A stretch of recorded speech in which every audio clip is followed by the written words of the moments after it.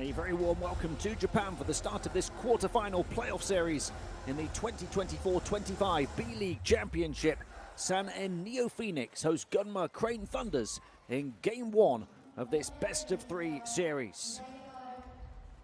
Yes, here at the Hamamatsu Arena in Hamamatsu on the southeast coast of Japan, an historic occasion as the Phoenix, in front of their passionate home support, take on the Thunder, who play their first ever playoff game in the top tier of the B.LEAGUE. All of the final 8 teams in these quarterfinals have been through a 60-game regular season to get here. 3 divisions of 8 teams, the top 2 from each group, as well as the 2 best third-place teams making these playoffs. Now it is best of 3 right the way to the championship. The NeoPhoenix arrive as the 2nd seed in the postseason, earning home court advantage over 7th seed, the Thunder. But there's plenty of recent history in this one to suggest this tie really could go either way. More on that later on. Elsewhere, top seed Utsunomiya Brex host Mikawa. 3rd seed Ryukyu Golden Kings have already started with a 79-71 win over the Magic. They're playing game 2 of that tie right now. And earlier today, 4th seed Alvark Tokyo lost their game 1 by 25 at home to 5th seed Chiba Jets. Big clash of styles in this quarterfinal. San-En arrive into the playoffs with, by a distance, the best offense in the country, 90.8 points per game in the regular season. Gunma only 13th of the 24 teams at just 77.5 points, over 13 points fewer a game. The Phoenix get their sky-high numbers with both excellent shooting and rebounding, and plenty of experience as well. In fact, both teams have a 43-year-old on their roster here to start this quarterfinal series. Shinsuke Kashiwagi for NeoPhoenix, albeit only playing 7.5 minutes a game this season. Michael Parker for Gunma Crane Thunders, who's still playing 19.5 minutes a game for his team. The Phoenix shooting 47% from the field, is 2nd in the league. 36% on the perimeter makes them the deadliest team from downtown. They're moving the ball for a league-high 22.6 assists a game. Also grabbed the 2nd most offensive rebounds in the competition. The Thunder actually shoot it well. 7th from the field, 5th from beyond the arc. Not too far behind San-En, but they only rank 11th for creating second chance opportunities, and they run their offense at a slower pace. Their big advantage, however, is their defense. The 3rd best defense in the league, holding opponents to just 71.6 points per game. The challenge for Atsushi Ono's team to try and use their league best offense to blow up the 3rd best defense in the country. His team only have the 14th best defense of the 24 teams in the league, conceding over 8 points more a game on average than their guests here in game 1. 一つの結果が出て、正直少しホッとしている部分もありますけど、去年ここで CS に向けてのチームの状態を上げれなかったので、日頃入っているシュートが入らなかったり、うまくいかない時間帯も長くなる中で、そこはしっかり気を引き締めて CS に向かっていきたいと思ってます。やる試合すべて勝ちたい、もちろん勝つことだけが目標ではなくて、自分たちの試合を見てブーサーさんが応援したいと思ってもらえるチーム、年々声をかけていただく機会も増えましたし、アウェーで僕が来た頃は10人いたかいないかぐらいのブーサーさんでしたけど、今はもう本当ベンチ裏は真っ赤に染まって自分たちの背中を押してくれてますし、勝利っていうのが一番重要だと思うので、それをお見せできるようにベストを尽くしたいと思います。Winning is what they want to do.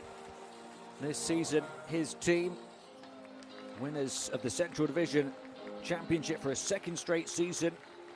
They were shocked at this stage with home court advantage last season. They do not want the same fate 2 times in a row. Take a look at Gunma Crane Thunders as well now. Quite a story for them. Started out in the B.LEAGUE second division, had several close attempts to try and get to the top flight, eventually earned promotion in 2021 when they won the B.LEAGUE 2. That summer, they moved hometowns, ready for the new arena, building a foundation from which they could remain at the top level in years to come. And they have improved each of their 4 seasons in the top level, making the playoffs for the very first time this season.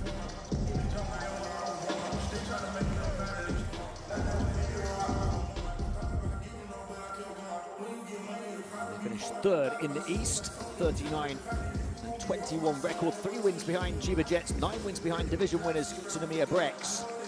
Taking the 7th seed overall for these playoffs.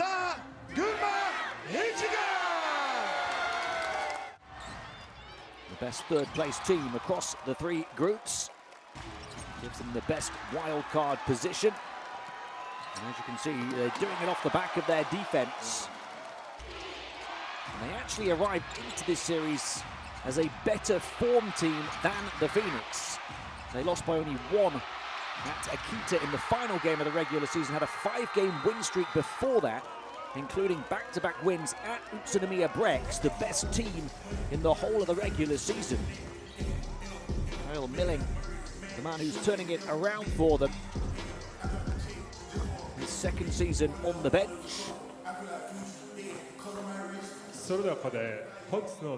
Rather, his debut season on the bench, I beg your pardon. Atsushi Ono, in his 2nd season on the bench, was able to get NeoPhoenix back to the playoffs after 6 years away. For Gunma Crane Thunders and Kyle Milling, it is a case of making it to the playoffs for the very first time in their history this season at the first attempt, as far as he's concerned. As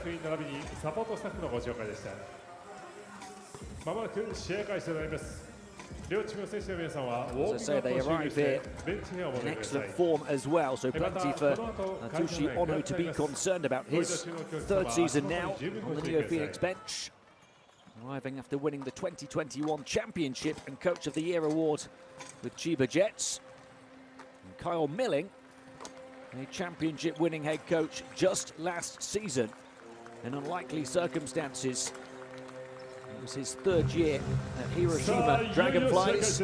He led them as the 7th seed to their first B.LEAGUE championship.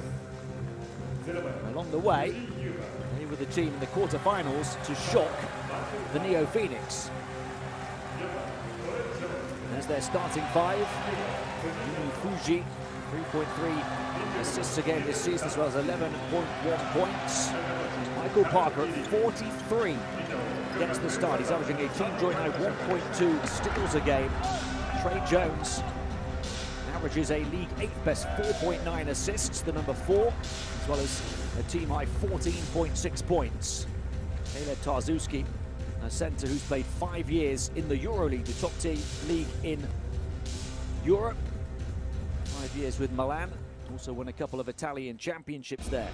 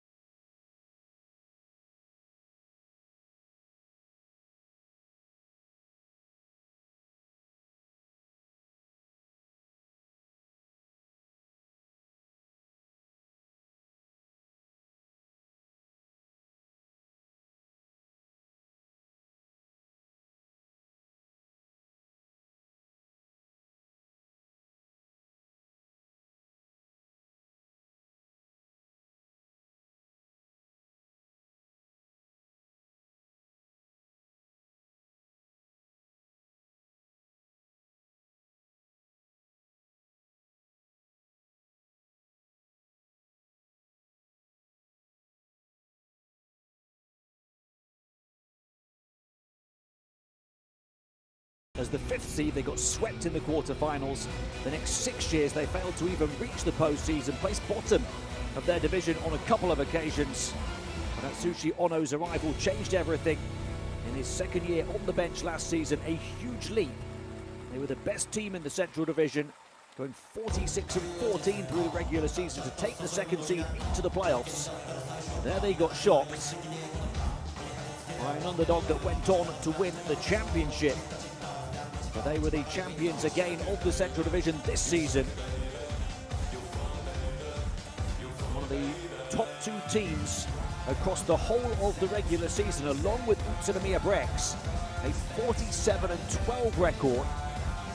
They have the highest points difference of all teams in the league. They finished 3 wins clear of Albert Tokyo to win the Central Division. And they might have been the very top seed in these playoffs had it not been for playing a game less due to a cancellation of their game at Shiga Lakes in January due to Javier Carter's on-court medical emergency. So instead they arrive having played 59 regular season games as the second seeded team for these playoffs, meaning they face the 7th seed Gunma Crane Thunders in the quarterfinals. There you see the comparison, the tail of the tape between the two teams, and an offense versus defense duel that I've illustrated already.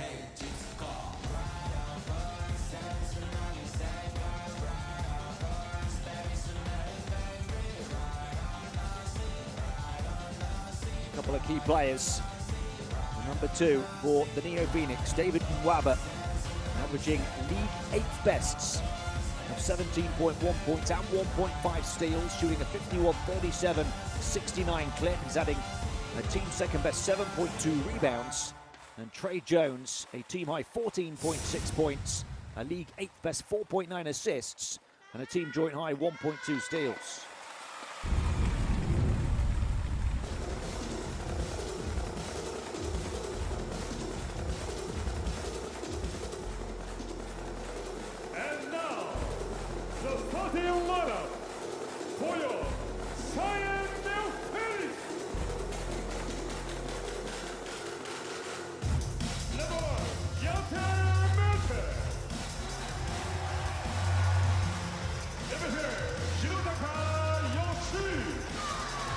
The starting 5 for the home team. You see David Nwaba come off the bench. Nancy Mayton, former Miami Heat player, gets the start, averaging a team second best 15.1 points, shooting a league second best 56% from the field, a team high 7.8 rebounds as well, a league 8th best 3.2 offensive rebounds, and a league 3rd best 1.3 blocks a game. He can be a dominant force. Hirotaka Yoshi averages 11.3 points on a 51-37-72 split. David Budzinski, a player who's played 3 years at one of the top levels in Europe, an excellent shooter. Ryusei Sasaki, the leader in assists at 6.5 a game, and with only 1.9 turnovers.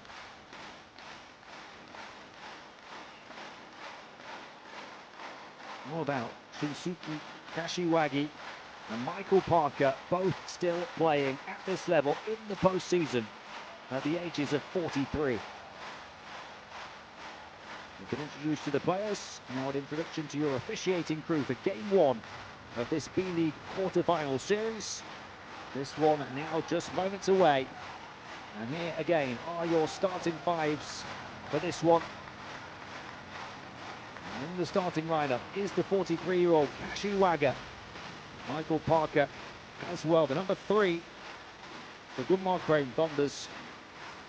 So just incredible circumstances here to see 2 players at the age of 43 getting the start in such a big game.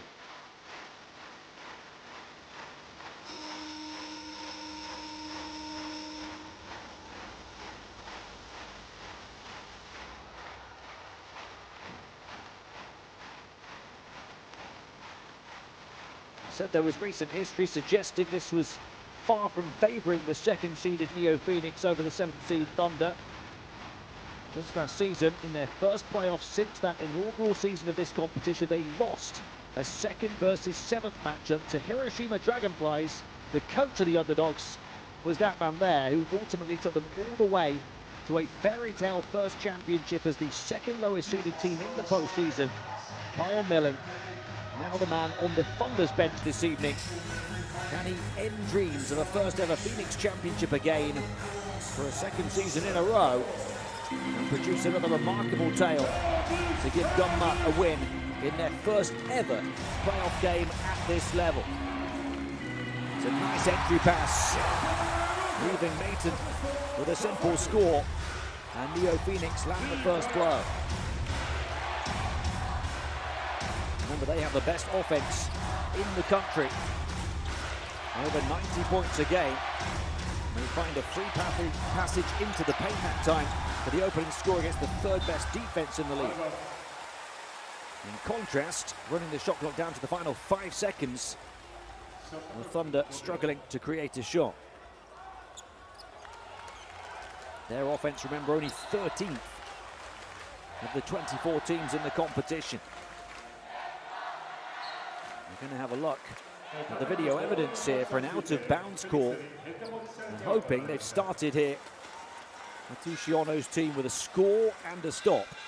They think it's their inbound.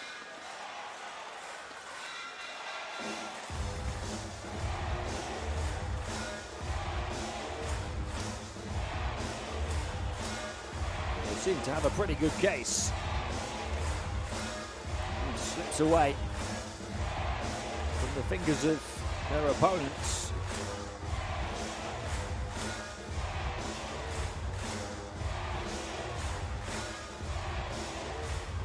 Looking at this through the head coach's challenge, of course. But,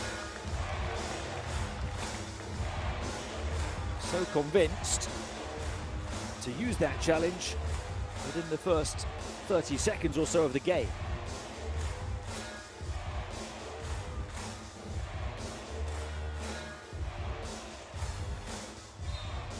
Well worth using. They get the call they want.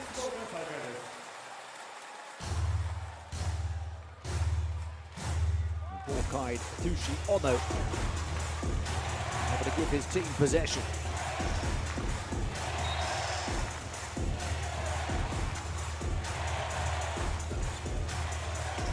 Now here's the league leader in creativity. Sasaki goes through multiple hands, running hook shot, braces the wrong side of the rim from Maton.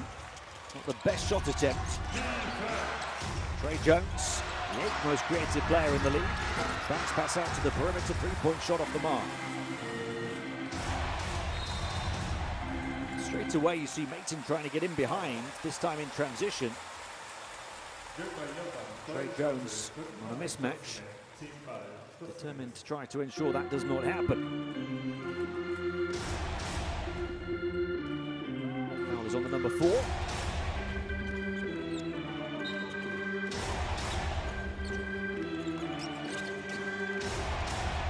Spot on the perimeter off the inbound, no three-point shot taken in. And this time they hand off. Pull off the trigger off right from Sasaki. And shooting 36% on the outside this season, knocking down 2 threes a game. NeoPhoenix, the best three-point shooting team in the competition. Multiple players knocking down at least 2 three-pointers on average per outing. Suya, the best of the bunch, 2.1 a game at over 40% accuracy. First foul on Kashiwagi, the 43-year-old. Screen set by Tarzuski. From the elbow, the fade, not the finish, not quite. It was well defended by Sasaki. First to the basket, show and the go. Drawing the attention on the defense like moths to a flame and burning them from the perimeter, Yanti Maton. Sasaki, the show and the go. And the ability to shake off everyone to create the open shot. Nothing so far, the first 2 minutes for Gunma. Despite trying their best to attack quickly that time, they're looking to show them how to do it. NeoPhoenix, a San-En surge to start. Hirotaki Yoshi, back-to-back threes, 8 unanswered points in the first 2 minutes of the B-League playoffs. That is how you attack quickly.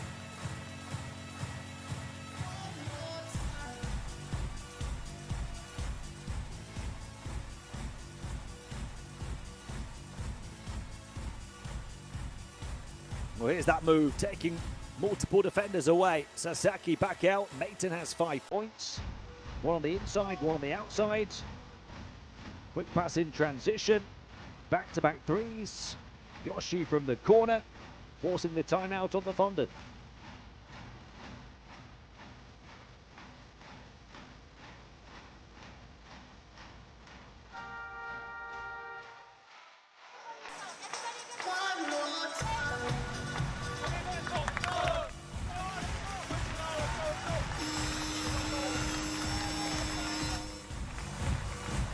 So the home team start 3 of 5 from the field, including 2 of 3 from downtown. Kyle Milling's side begin 0 of 3 from the field with a turnover as well.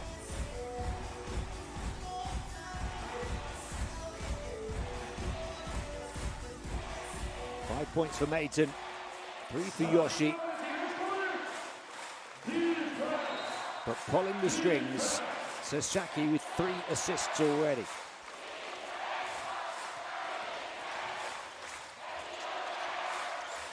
Let's see what they've got off the back of the timeout. Jones into the second half of the shot clock already. Tarzuski comes out to make the screen and making the pass with Tsuji into Jones to get a good look at the basket for the first time. With the assist to Kyle Milling off the back of the timeout as they end a 2-minute plus drought. From Sasaki again, way off left this time for Maton.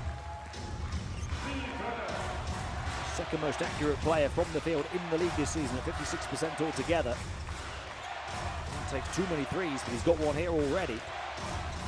Tarzuski in a similar mold. He's not going to shoot it from the outside. His teammate will though, and pops it in, and 5 in a flash off the back of the timeout, just like that. Now Tsuji, the third most accurate three-point shooter in the league at 44%, answers back. Maton fumbling and fumbling but passing. Finding a path through the paint for the scoop and score. You say Sasaki is doing it all. 3 assists and some points now. 5 the lead for the NeoPhoenix. Penetration of the paint to the other end, and 1 on his way through for Trey Jones. And a chance at a 3-point play the old-fashioned way to close the gap to 2. Slicing and dicing the defense, and 1.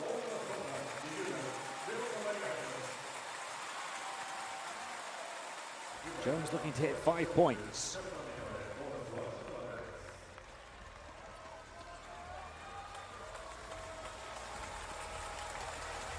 He and Naoto Tsuji have been the sparks for Gunma. Tsuji with the 3-pointer and an assist. And now Jones looking to make it 5 points to close what has been an 8-point deficit down to 2. He misses the and 1 though.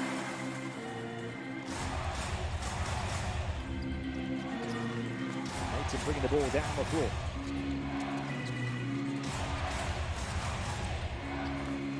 He commands so much attention.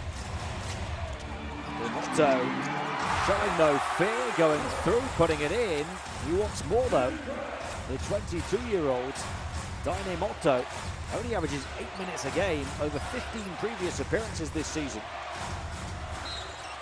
Back up by 5, they're now determined to hold the Thunders at arm's length. First quarter of a first game of what should be a feisty best of 3 series. It has been all about runs so far. The run out of the gates of the NeoPhoenix, the run in retaliation of the Thunders. Now perhaps we get our first passage of blow by blow.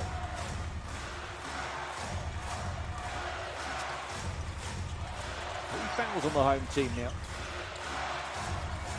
Jones.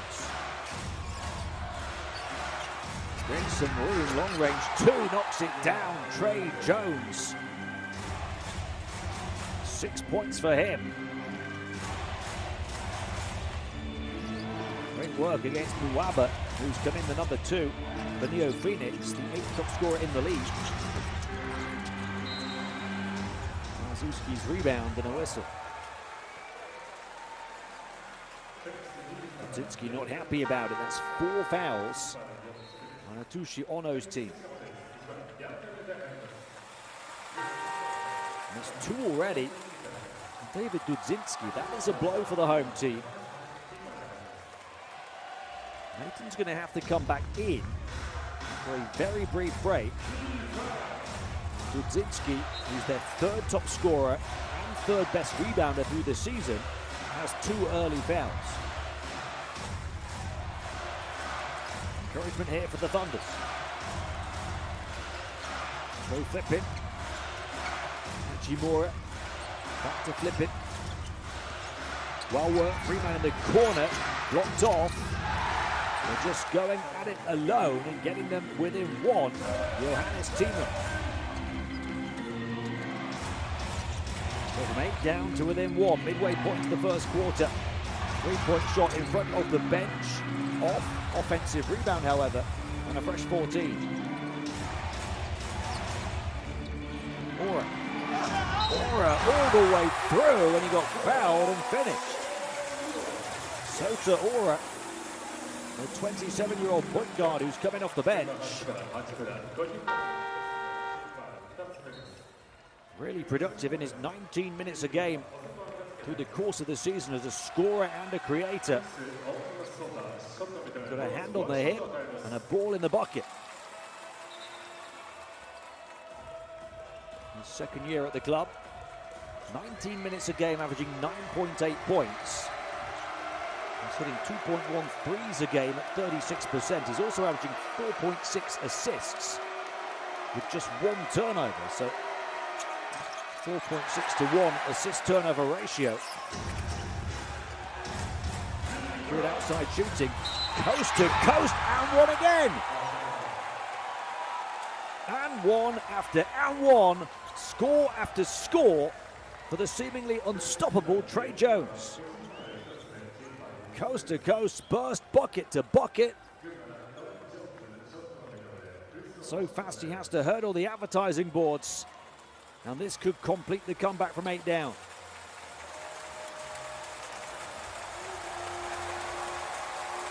Points for Jones in the first 5.5 minutes. And a chance to tag 1 more to his tally from the strike. He missed his previous and 1. He makes this one.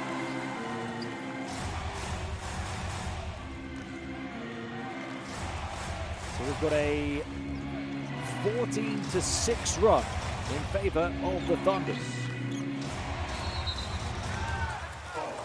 14-14, I believe, should be the score here, if I'm not mistaken.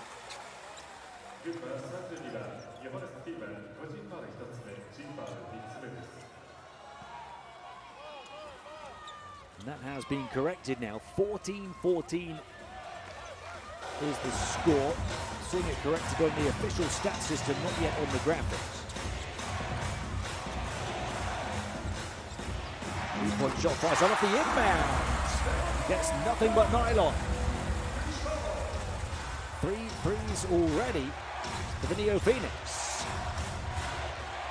Another big play from the 22-year-olds, Nemoto. Right to the cup goes Thiemann. Johannes Thiemann, a world champion with Germany a couple of years ago. Another former EuroLeague player. Waba.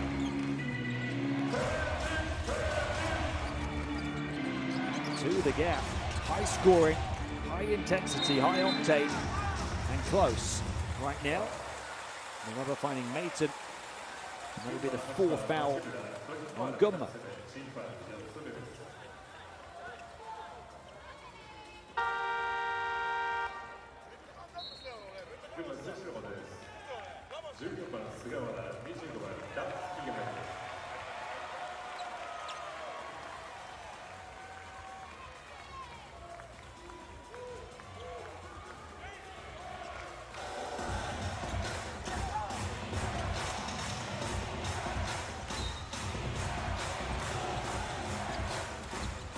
Baseline inbound, 14 on the clock off the back of the foul. Nemoto. Ora is just going to heave the long distance one, and it lands. Ora indeed. The NeoPhoenix offense is all guns blazing in game one. 20 points in the first 6.5 minutes, but the lead is still only 4, and you can halve that now. Both flipping makes it a 2-point game. Both teams knocking down shot after shot. That was a heat check shot that time from Ora.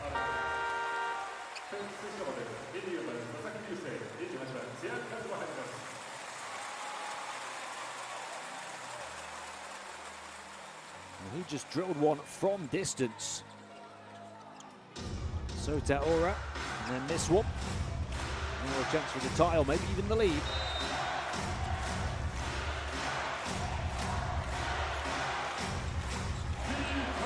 No flip it.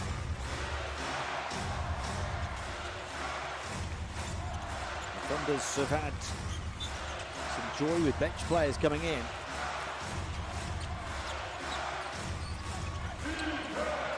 Down to the final 5, into a pack, into a wall, and still doing well to get it away through the heavy contact. Speaking of those bench players, flipping the 28-year-old guard has provided a real spark. He's not been shooting the ball well through the season. You can see that Atsushi is not happy with the contact doubt towards his defenders from flipping.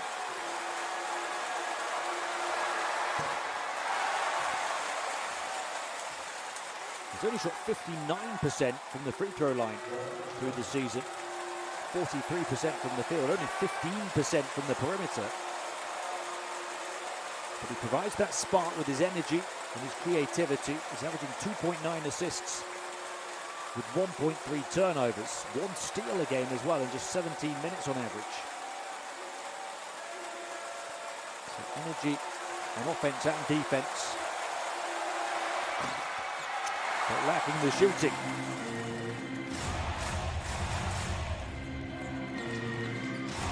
Sasaki.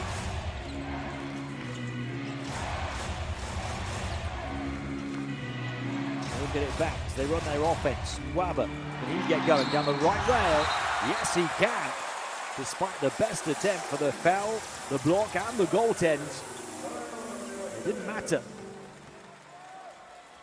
David Nwaba absorbing the contact from Tiemann.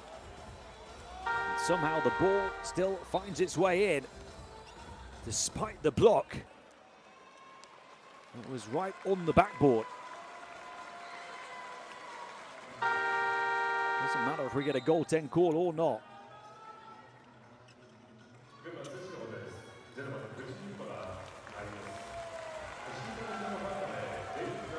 Waba from California. He's played over 200 NBA games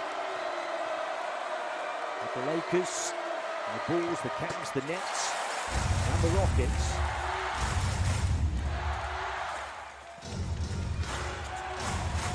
To give NeoPhoenix a bit of breathing room again, up by 5.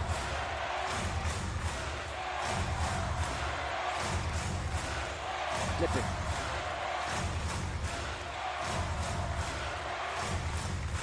Into the give and go. Instead it's Fuji to try and create.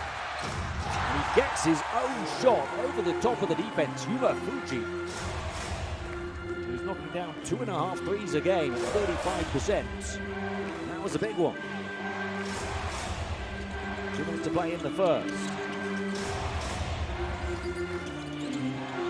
Rather.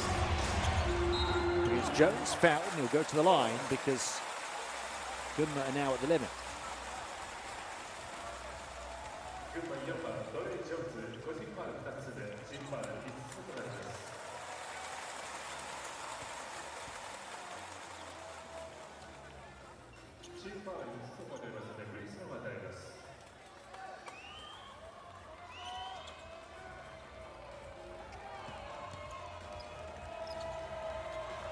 Just one previous free throw attempt for the team that was missed. And then one attempt for Mura. Wabber, a 37% three-point shooter this season. As well as 51% inside and 69% from the foul line. Makes them both.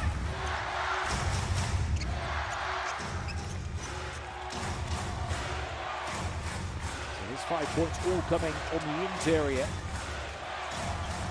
for the lead.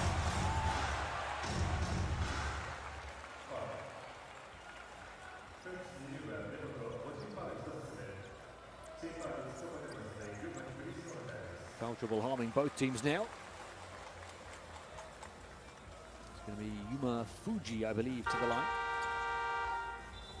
An 84% free throw shooter. Out goes Nimop, though. Mentioned earlier, he's only averaged 8 minutes a game over 15 previous appearances this season. But he came in this first quarter here. Did ever so well, the number 20. 5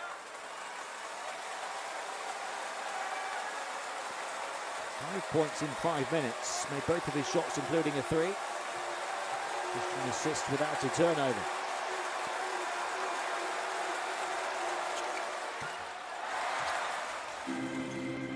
Pair splits at the line for the Thunders.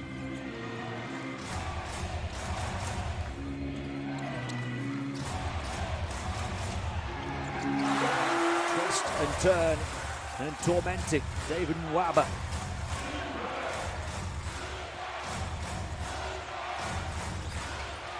Five the lead. Wriggling three, getting the shot away. Back iron though Jones. And now a chance to make it a 3-possession lead for the first time in a while. Little floater is good for Mayton with pinpoint precision. After they had an early 8-point lead that was cancelled out, they're now back up by 7, NeoPhoenix. Into the lane, into a red wall though, and turning it over was Flippin, and now a chance for the largest lead of the game.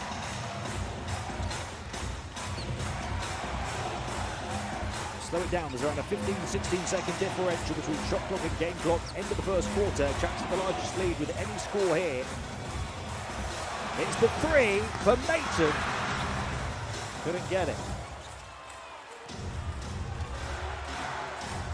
So now Gunma should slow it down to use the remaining 10 seconds. Trying to make it a 2-possession game heading into the first break. It's a 3-point shot with a few seconds left. Right on the money. The three from Fuji making amends for the missed free throw. Close the gap here to 4. We want to add a little bit of time on, we'll have to see. Only half a second showing.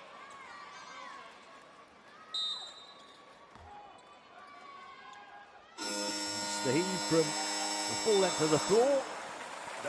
It's only a 4-point lead despite all of that scoring. And all of that hope going up by 8 early. Coming out to the gates on an 8-0 run. Lead being cancelled, then creating a 7-point lead until that shot from Fuji. With just half a second to play in the first. Closes the gap to just 4. Both teams shooting it superbly. Getting plenty of scores, 29-25 at the end of one here in game 1.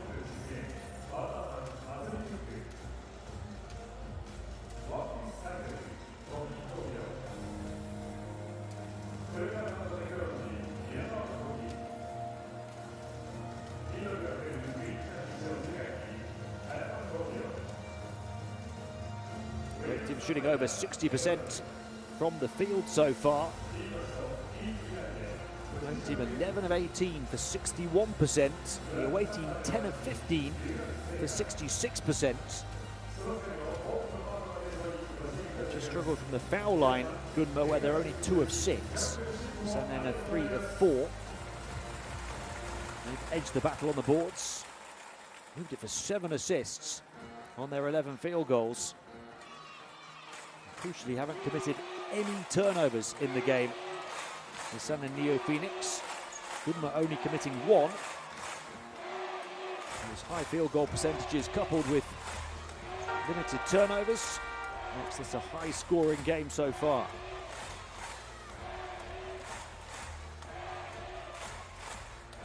Look at the best moments of it. Beautifully done from Sasaki.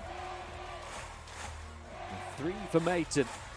But what an assist from Sasaki. One of his 4 assists without a turnover in 6.5 minutes on court in the first period. Maton with 7 points.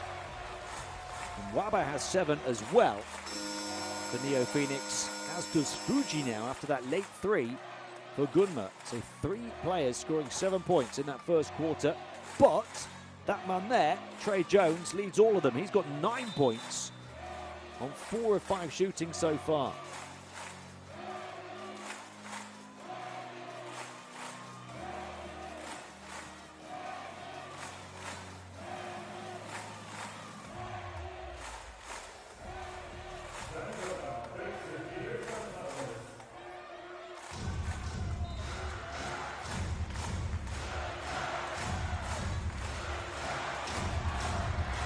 Here we go, started the second period. Gunma Crane Thunders with the ball down 4. It has been the largest deficit. Stepped in, Tarzuski just inside. He knocks it down from the edge of the paint. This plays off the back of restart so far for the Thunders. And how about just the pure power from David Nwaba? The NeoPhoenix flies. An emphatic response in the blink of an eye, right to the basket. No whistle. Short-handed on defense, but ripped away by Maton. And they're asking for the unsportsmanlike as he looks to surge into the open floor. We saw just a few seconds earlier how David Nwaba can surge right to the basket. The pin down and flying over the top of his teammate Maton was Nwaba.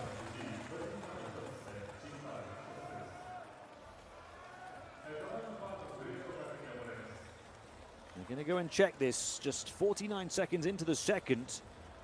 If it's the unsportsmanlike foul, we've got free throws and possession coming for NeoPhoenix.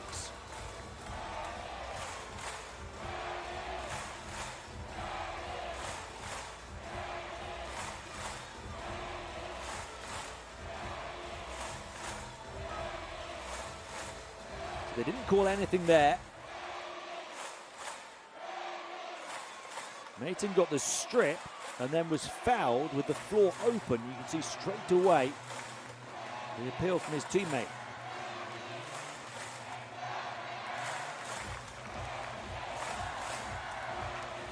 He's going to get a bit hot under the collar through the course of this 3-game series, I'm sure.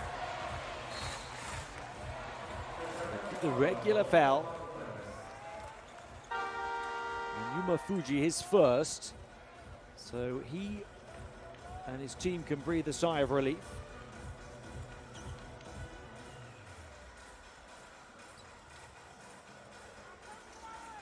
Fuji their top scorer, rather one of their 2 top scorers so far with 7 points.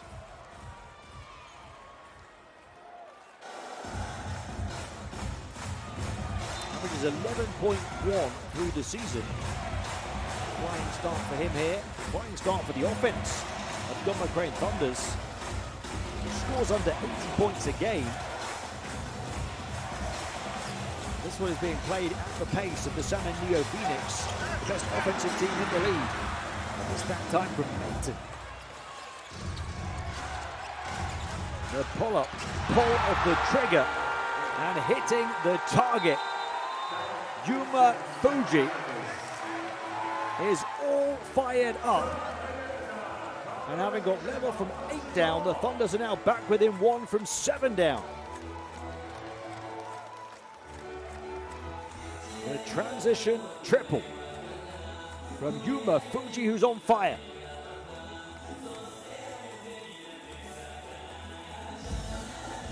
Ten points for him as he knocks down his third 3 on 4 attempts.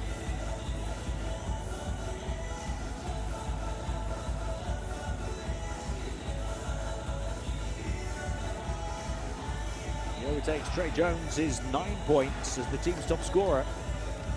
And indeed the top scorer in the game, overtaking Nwaba of the home team, who's also on 9.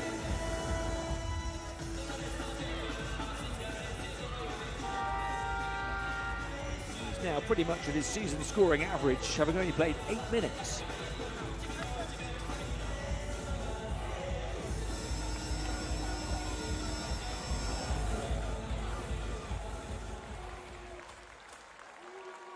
Still, Gunma Crane Thunders haven't led yet in this game.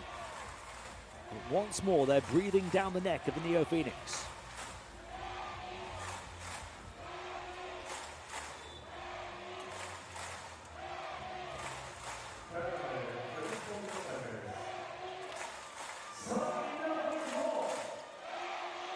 Into the game comes a young man, Mika Williams, the 37-year-old, 6 years the junior of his teammate Shinsuke Kashiwaga, who got the start, and Michael Parker on the opposite side, the two 43-year-olds.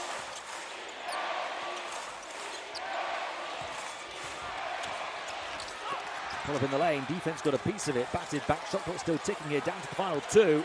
It's got to go, and it does! A little too heavy. Tip from Tarzuski out of bounds.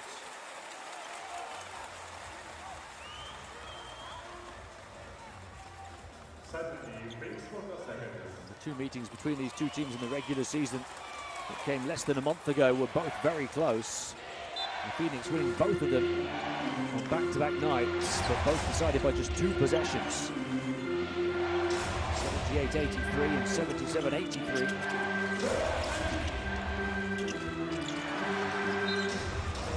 Defense starting to come to the fore a bit more here in this second. 7 on the shot clock. In the first game, Nwaba had 24 points. Trey Jones had 27 in defeat. In the second game, the teams were a bit more balanced. 6 scorers in double figures for the Phoenix, led by Sasaki's 15 points and 7 assists.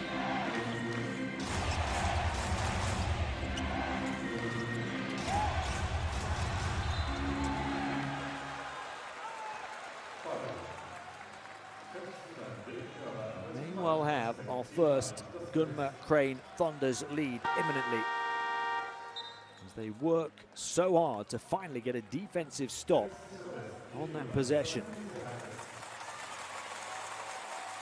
The second foul on Nwaba as well.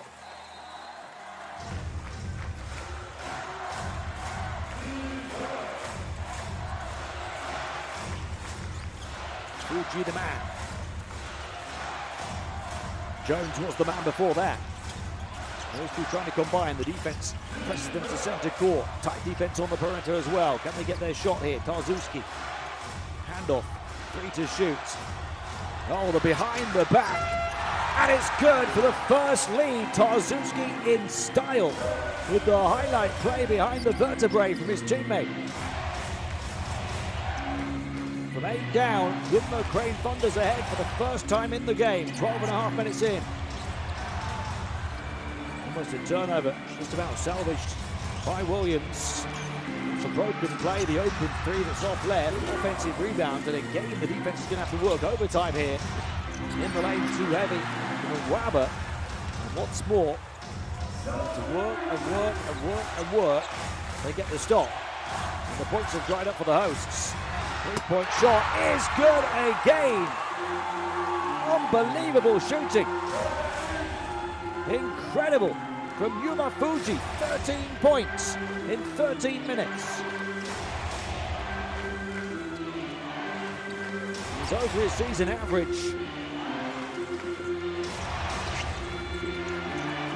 open shot in retaliation is good to answer for Yoshi. Fuji, though, is now 4 of 5 from 3. His 13 points. Set up to 13 minutes. He's only played 10 minutes out of the 13, so 13 points in 10 minutes. Beautiful pass. Tarzuski will put it in. And Gunma Crane Thunders are turning it on now. Inside and out. Transition 3. 37-37. They're trading heavyweight hits now. David Gudzinski back in after the foul trouble. And getting back in business.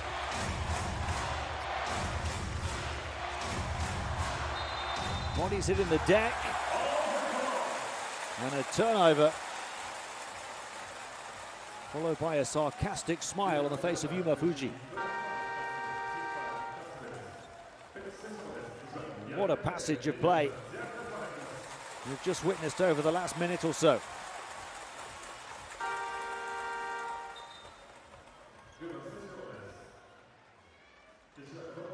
Fuji's second foul.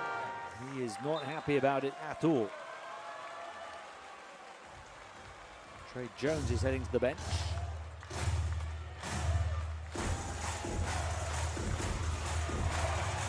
Remember, this is Gunma Crane Thunder's first ever B.LEAGUE playoff game. And here is the 7th seed,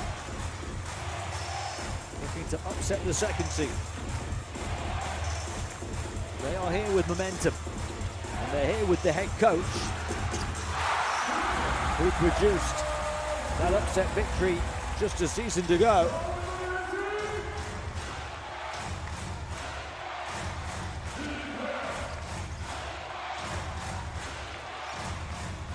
Threes keep on falling. Reflector does not. Sasaki hesitation dribble. Yusei Saki.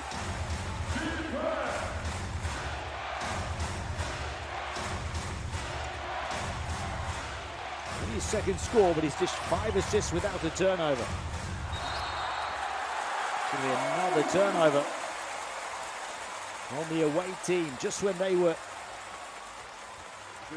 pushing to create a bit of breathing room of their own for the first time in the game. Tarzuski calling for the moving screen. You will feel he is stationary. It's a big hit. It was moving or fully stopped. 2 meters 12 American center. Right on the midway point of the second period. So Yuma Fuji's 4th 3. Collection of triples. Delightfully done from downtown. 4 of 5 3-point shooting en route to his game high 13 points in 11 minutes of action. Helping Gunma Crane Thunders to get ahead for the first time from 8 down. But they've fallen down by 5 again now.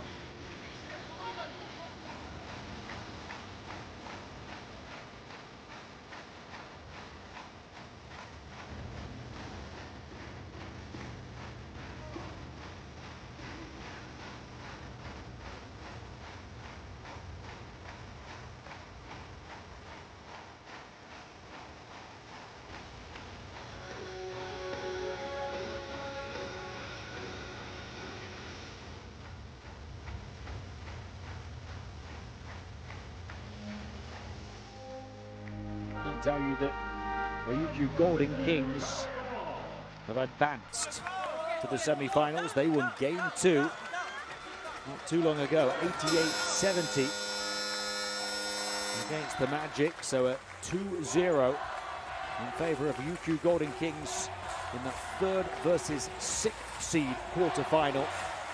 Now the winner of this quarterfinal will now know their opponents for the semis. Milling, the man who masterminded the 7th seed Hiroshima Dragonflies winning the championship last season.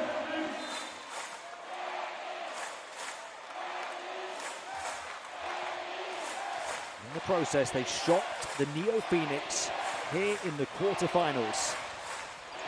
Now his new team look to do the same thing.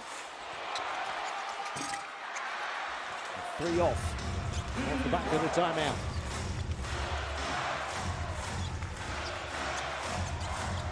Team.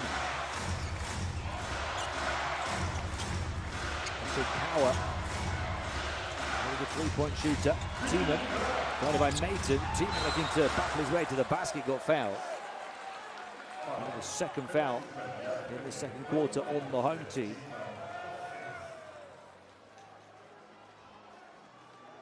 And his Tiemann has arrived over the course of the last year or so to Japan after several successful seasons with Alba Berlin in Germany.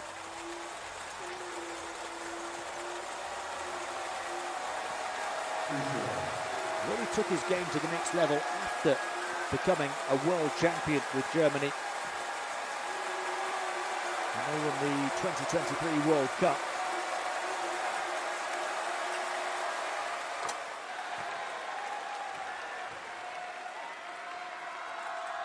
Here in Japan this season, he's averaging 24 minutes a game. The team second best, 12.1 points. The team high, 7.5 rebounds. Top 20 in the league for offensive rebounds at 2.7 a game. 70% free throw shooter.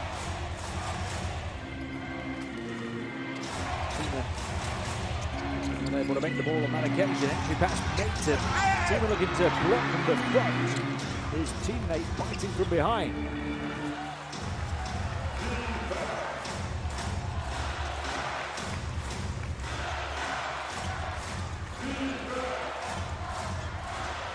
Flipping, working behind the screen of Tiemann, who gets it now, gets into the lane, in a pack, and gets fouled again.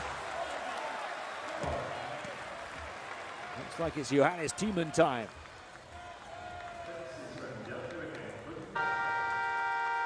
He's only played just over 3.5 minutes of this game.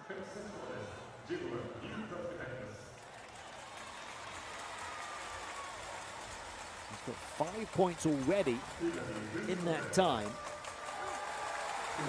2 of 2 from 2. And as we just saw, 1 of 2 on his previous trip to the line. His playing time limited due to picking up 2 early fouls. Ichimura, Jones and Fuji all on 2 fouls as well on the Thunder's roster.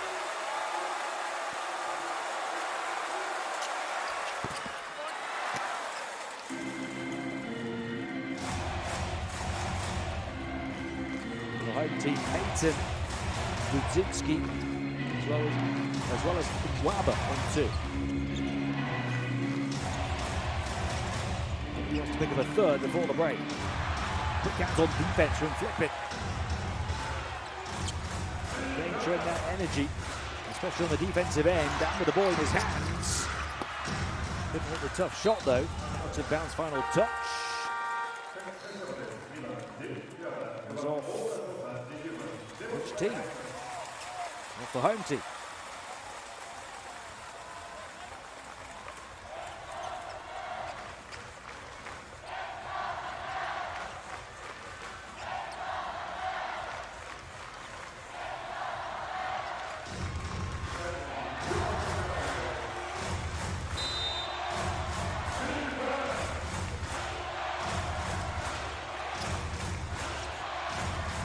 Kawa, Tiemann. Tiemann's going to take it, putting it on the floor again. What a pass from the big man. Johannes Tiemann threading the eye of the needle and finding the 43-year-old Michael Parker to do the rest. The Thunder's back within 1. Side shot again, heavy this time. Tiemann couldn't grab the rebound, caught up within the corner by Budzinski. Little off-ball movement. High pass allowed the closeout. Moving the ball swiftly. There was an off-balance shot that doesn't fall despite hitting every inch of the iron. Teeman ends up down on the deck. But he's making a big difference for Gunma Crane Thunders being back in the ball game after the 2 early fouls.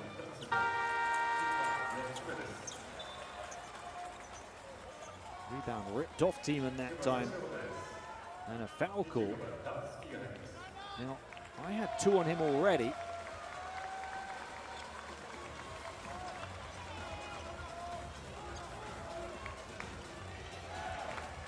Here you see, updated, 3 fouls on Johannes Teeman, who's played only 5.5 minutes. Just when we're talking about him being back on the floor, making a difference, now he's back on the bench.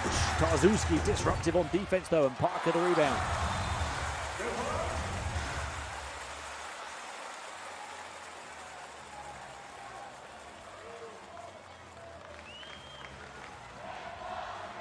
Parker in a pack. So Van looking to deflect the ball. Motto deflecting it out of bounds.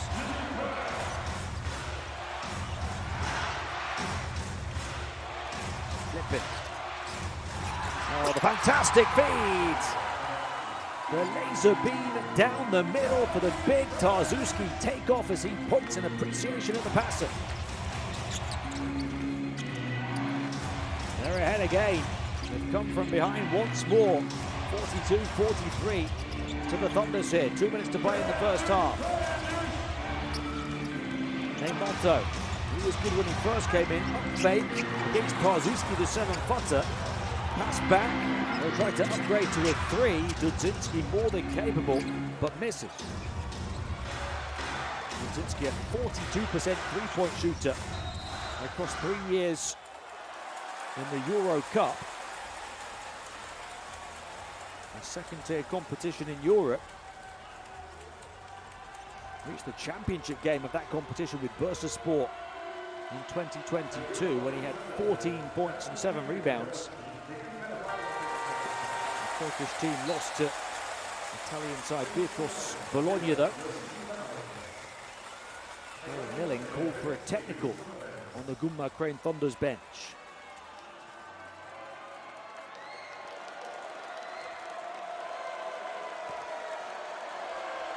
Well, you see the foul trouble. There's plenty of it for both teams. And the man with the biggest problem is Johannes Teeman, who was making a big impact until his 3rd foul just a few minutes ago. He's only played 5.5 minutes of the first half. He won't play a game in the first half. He's got 6 points.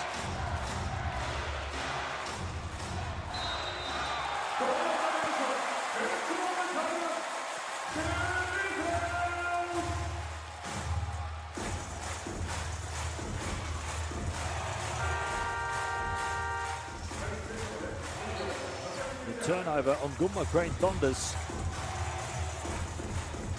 Celebrated in a big way by home players and fans here. Cusciano's team have only committed 2 turnovers the whole game. The Thunders have now committed 6. The host protecting the ball superbly and shooting lights out from long range. Ryusei Sasaki puts them back ahead again. Their 8th 3 of the first half. The first for Sasaki, but he becomes the 7th player wearing red to knock down a triple so far this evening. They're 8 of 19 as a team, those 8 threes coming from 7 different scorers.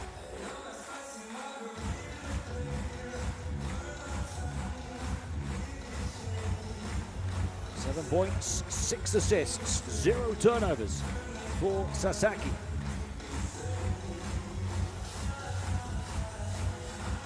He's got 4 rebounds as well, you know. We might be on triple-double watch if he keeps going the way he has been in this first half.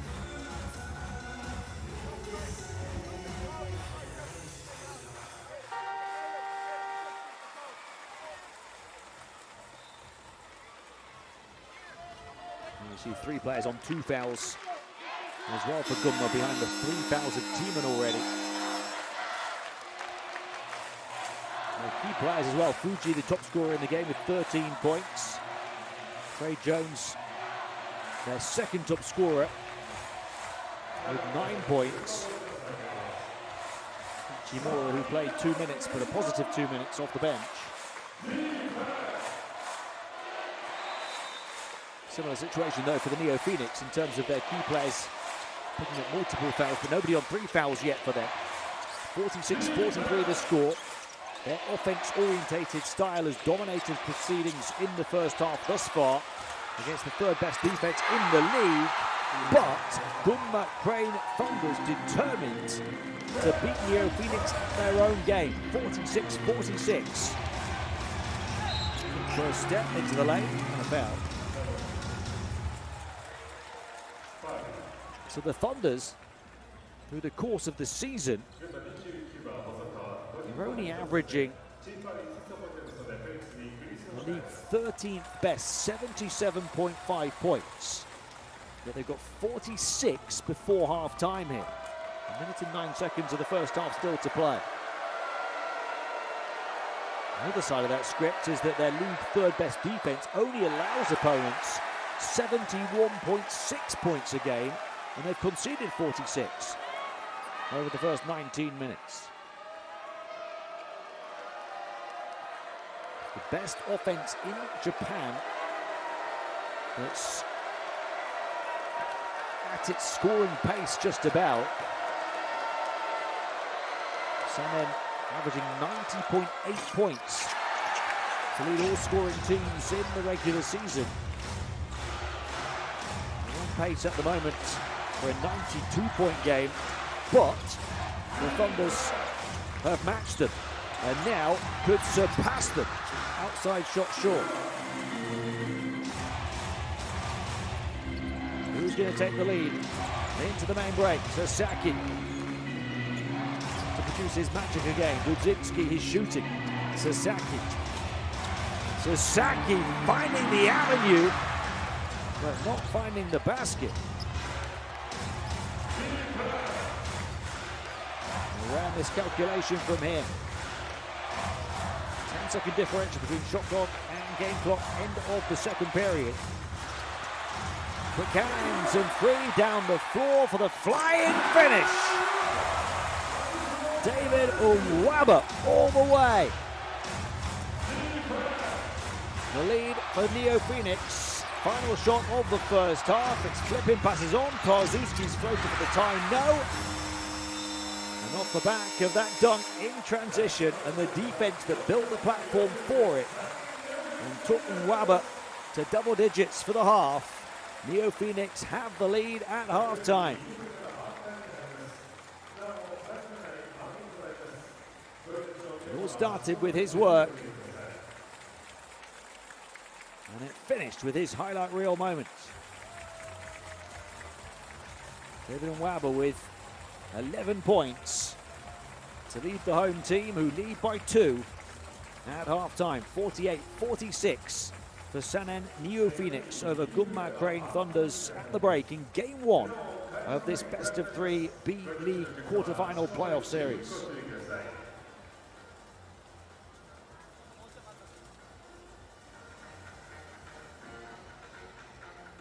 More guns blazing first quarter. A more physical and feisty second. The largest lead has been 8 points. Gunma Crane Thunders overturned that to lead by 4, but trail by 2 at the break.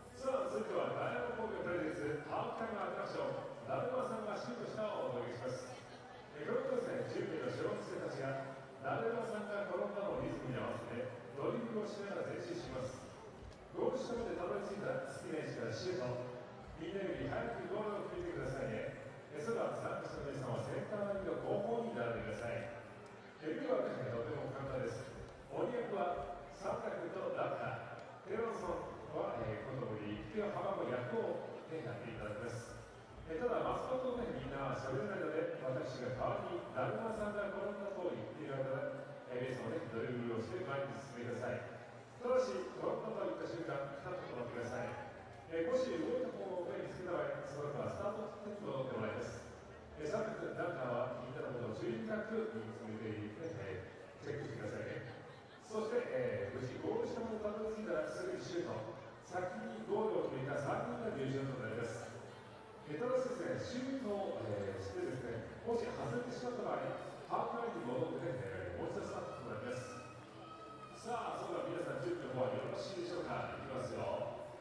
私がだるまさんが転んだというと進んでいきますからね。はい、いきますよ。だるまさんが転んだ。いいですね。寺野さんね、スルーされちゃいましたけどね。3択ですね、ちゃんとチェックしてくださいね。ランナーは OK。はい、いきますよ。待って待って待って、まだ何も言ってないよ。まだ何も言ってないよ。いいかい？それではいきますよ。だるまさんが転んだ。誰か動いた？2人ともちゃんとチェックしてましたね。なんかされてる。チェックしてましたね。はい、他は動いてないかな？大丈夫かな？誘惑にね、惑わされないようにね、頑張ってください。外国、寺田君ね、みんなで邪魔する予定ですが、結構みんなスルーしちゃってますからね。はい、ではいきますよ。だるまさんが転んだ。おお、勝ち成功。すやすしゃね、ユニフォームが正面側でね、それました。さあ、いきますよ。だるまさんが転んだ。ここ一人入ったかな？誰が入ったかな？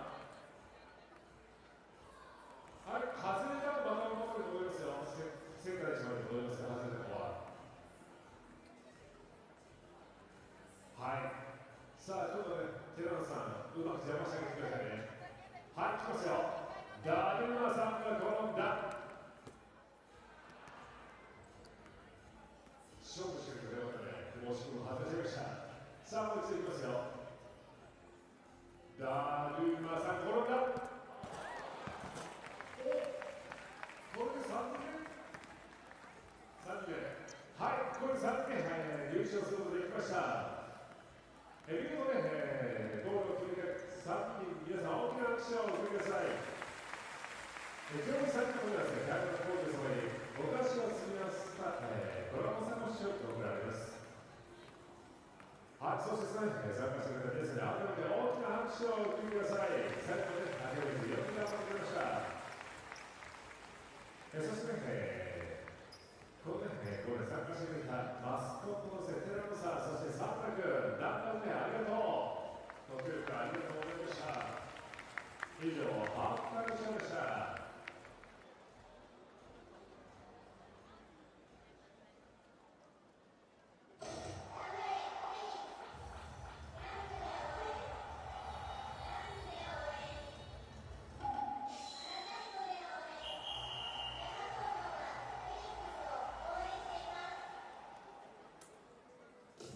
OSG は世界進出の製品を提供し続けるシンプルなブランドとしてモンスリー産業を地球規模で支えていきます。 OSG シェイクン・ユア・ドリームス。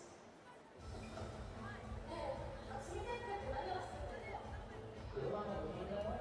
これとこの先、普段は見えないけど、ほら見えた。すごくない？あの技術がの空を通るかと思うんです。あの白いのは何？まっすぐ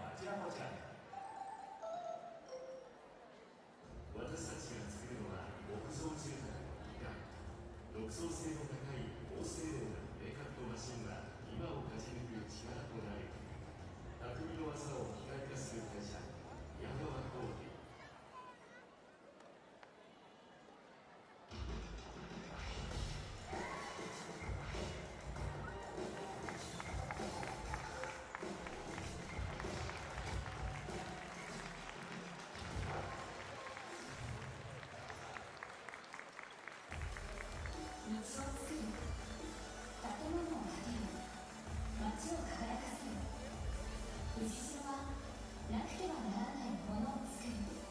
なくてはならない人がいる。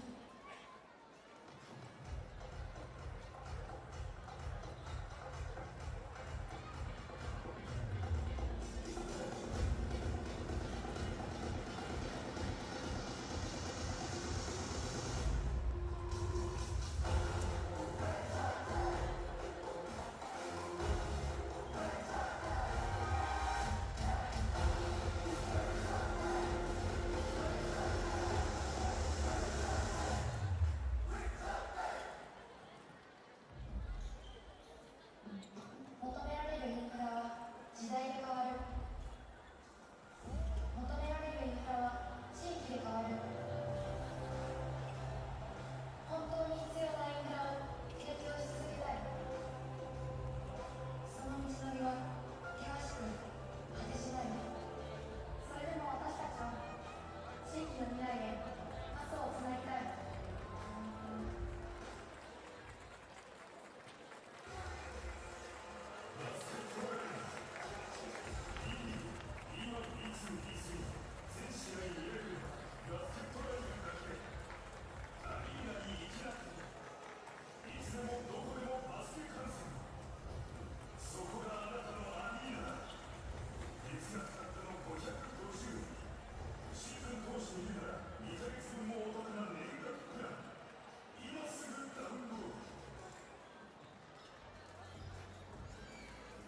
それではここで B リーグのパートナー各社をご紹介いたします。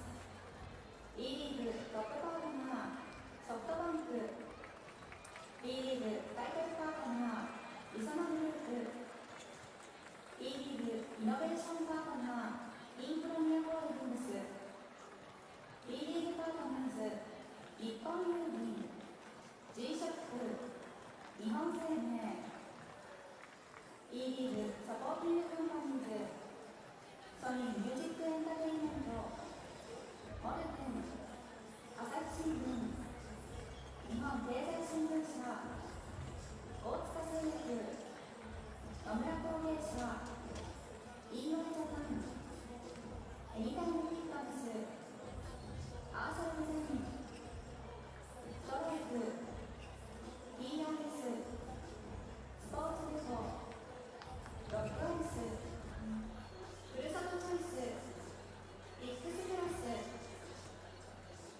B リーグサプライズはアダストリア、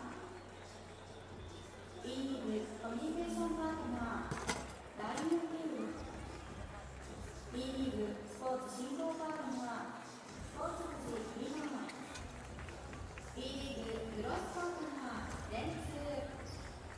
以上 B リーグのパートナー各社のご紹介でした。はい、ここで私のお客様にご案内です。花丸運動などの B リーグ施設の駐車場に車を止められている方、営業の妨げになってしまいますので、至急お車の移動をお願いいたします。繰り返しご案内申し上げます。花丸運動などの B リーグ施設の駐車場にお車を止めている方、営業の妨げになってしまい可能性がありますので、至急車の移動をよろしくお願いいたします。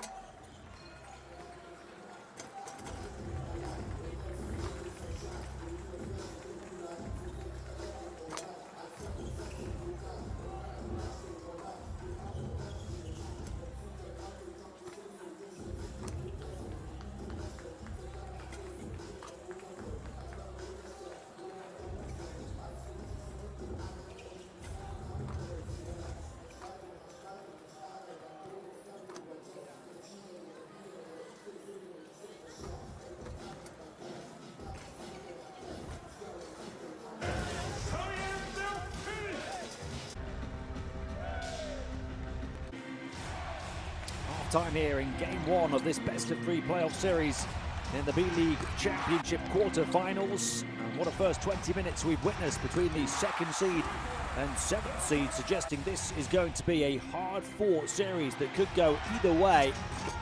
NeoPhoenix, the home team, the second seed of all clubs in the regular season, led by 8 early on, scored the first 8 points of the game, in fact. But Gunma Crane Thunders answered back, tucked the lead, by as many as 4. They've overcome a couple of deficits, but do trail by a couple of points at half-time. Both teams lighting it up from long range. Both shooting it well, scoring plenty of points. 48-46 the score at half-time. Sun and NeoPhoenix even over their league best average in scoring 4.5. Doing it against the third best defense in Japan. Well, that defensive team, Gunma Crane Thunders, have answered with their offense and shown that anything Sanen can do, they can pretty much do too.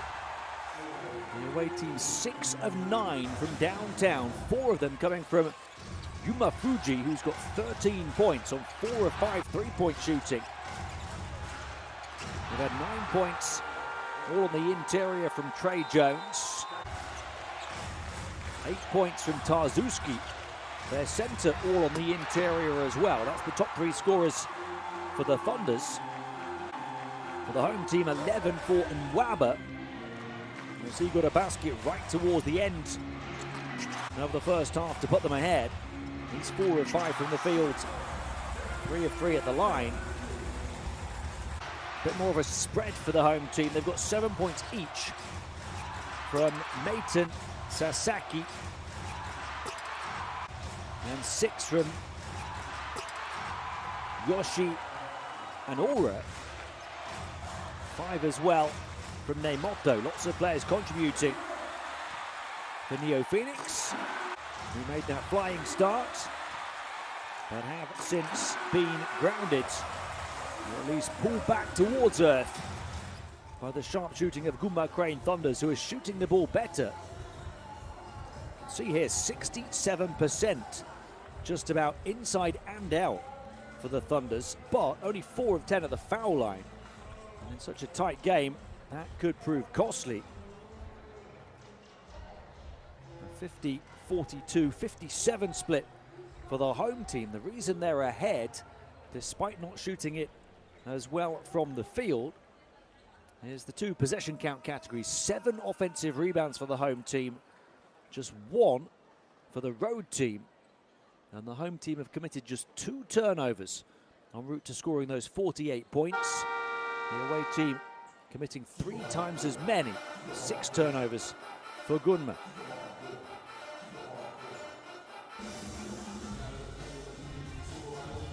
It's a huge advantage of 10 extra possessions on those 2 possession count categories. You can see 2 extra field goals taken on the interior by the home team, as well as a whopping 10 extra 3-point attempts. Look at our key players. 11 points already for Nwaba, after a comparatively slow start for him as well. That's after David Nwaba picked up a couple of early fouls. 11 points in 14 minutes come the end of the first half, though. It was a very positive start for Trey Jones. 9 points, 4 of 5 field goal shooting, 3 rebounds. Just under 13 minutes, but he then picked up a second foul and spent a bit of time on the bench.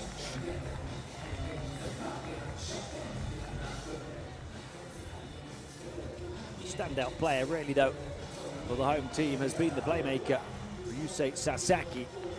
7 points, 5 rebounds, 6 assists, 0 turnovers, and the highest plus-minus of all players in the game. Sanen a +9 in his 13 minutes on court, which means they're -7 in the 7 minutes when he's been on the bench. Crucially for them, he's one player who's not picked up multiple fouls, only 1 foul on Sasaki, so he's free to play.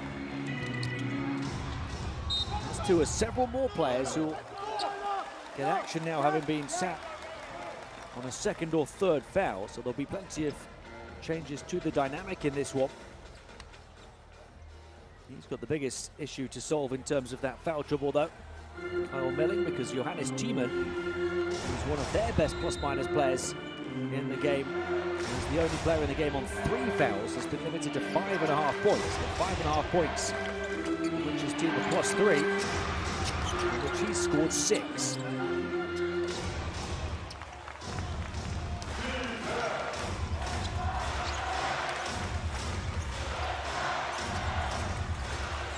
Remains on the bench for now. Parker, the 43-year-old, pass far side. Tarzuski running interference. Long range 2, disrupted from behind.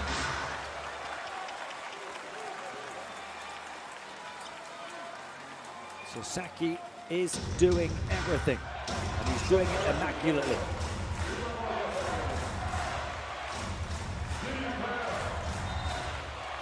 Five on the shot clock. Oh, getting free and delivering, but the foul on the floor. Trey Jones wanting the basket to count, but the foul came first.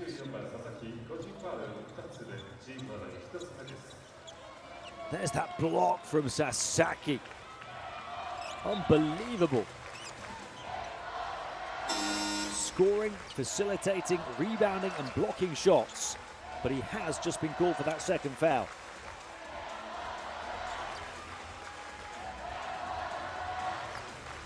Flying block from a 180 point guard.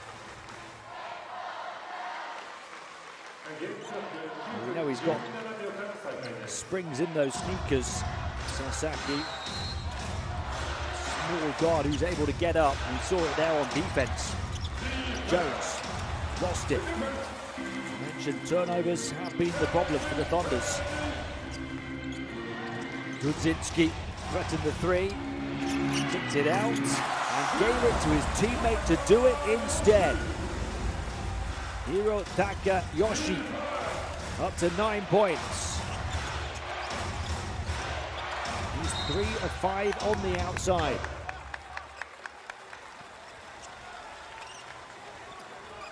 So 5 the lead for the home team.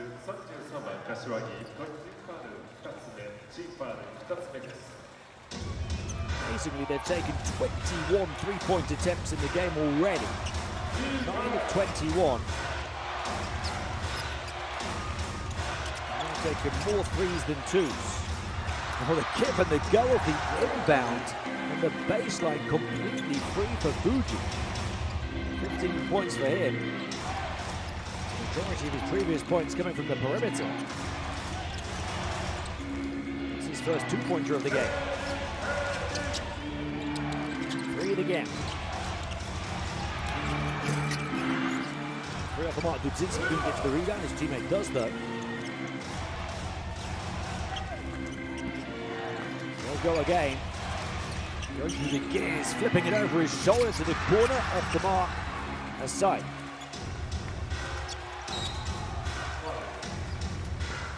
Yet another 3-point attempt, though. How many are they going to have taken come the end of the evening? A 3rd foul here. And Kashiwagi, the 43-year-old who got the start in this one. He's only averaged 7.5 minutes a game over 15 previous appearances this season, but starting the first playoff game. Using his physicality, his experience, his defensive pressure, and his foul leeway to try to disrupt. Tarzuski soaring and scoring. Brings it crashing down for the Thunders for 10 points. Back within 1 again. Ooh, pinball in the paint, ricochet into the hands of the away team who have the chance to take the lead again. The hosts have led for the vast majority, but unable to get away.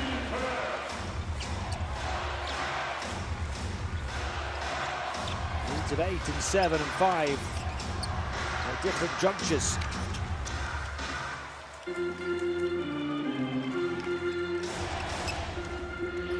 Entry pass, quick turn and score as Mayton goes glass and then goes down to the deck with an and 1 opportunity to hit double figures himself.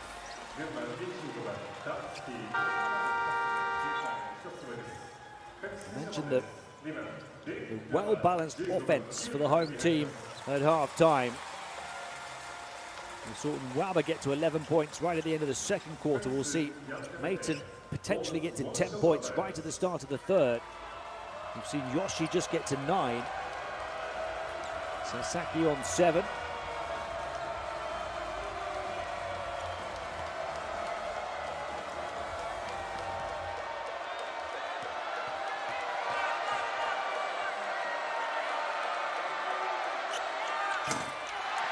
Maton well short. Goes 0 of 1 the strike for the game. The team falls with 4 of 8, but that's still better than their guests. They're waiting 4 of 10. Two teams been lighting it up from the field. Fumbling from the foul line.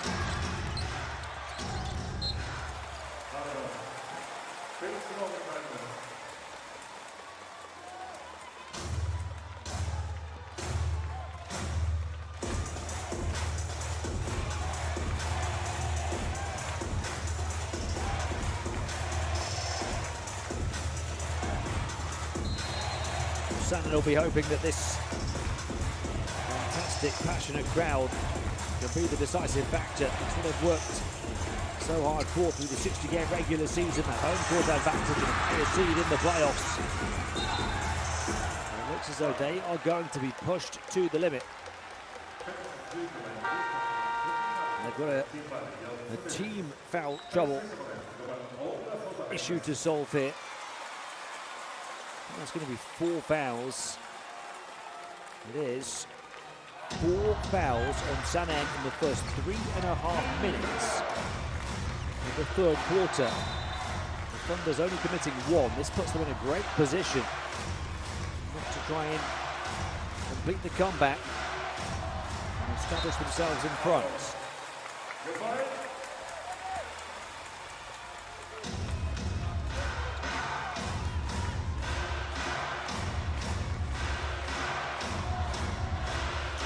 Time on the shot clock here. They don't need much time. Off the mark there for Jones. Gonna push the pace here. Always players arriving in transition on the perimeter. Maton didn't try and tip that to the corner. There was nobody there anyway. Up in the hands of a defender, disrupting the entry pass.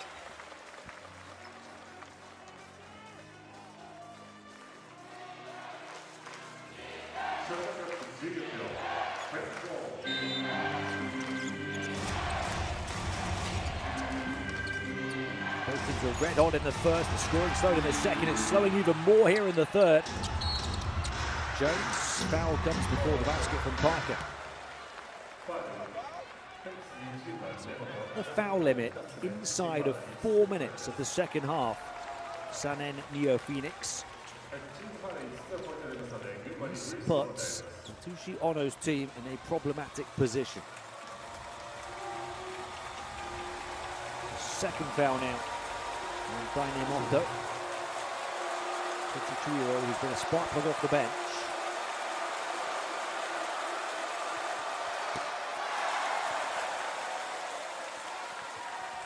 So it puts them in a problematic position. The free throw shooting of Gunma Crane Thunders has been diabolical.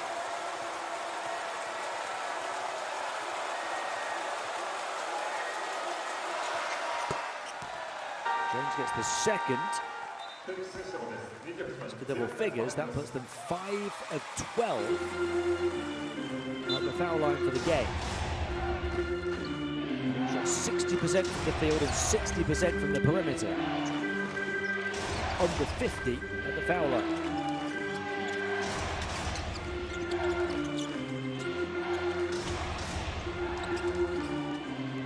Waba takes it at Tarzuski. Out of bounds, which way?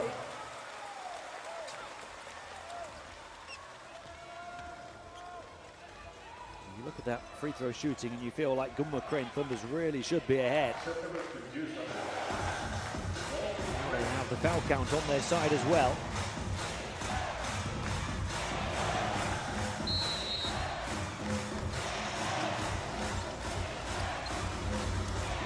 They're also going to need their fans behind them. Tarzuski the trap, trying to put the defensive ceiling. It's Pass was smothered and just about so too the shot.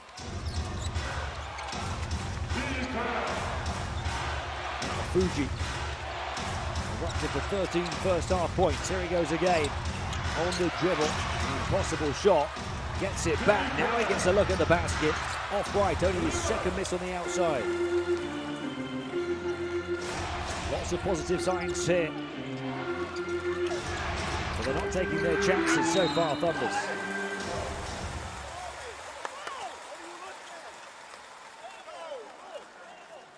Tazuki gets a whack to the jaw.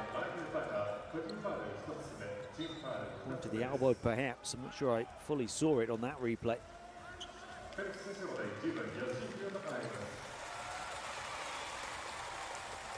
foul is on Parker. Well, they might be in a bad position in terms of the team foul count here, NeoPhoenix, but in terms of individual foul trouble, they're in a better position. The only player on 3 fouls is Kashiwagi, the veteran, who doesn't play a great deal. Kyle Milling's got one of his key players sitting on 3 fouls, and Johannes Thiemann.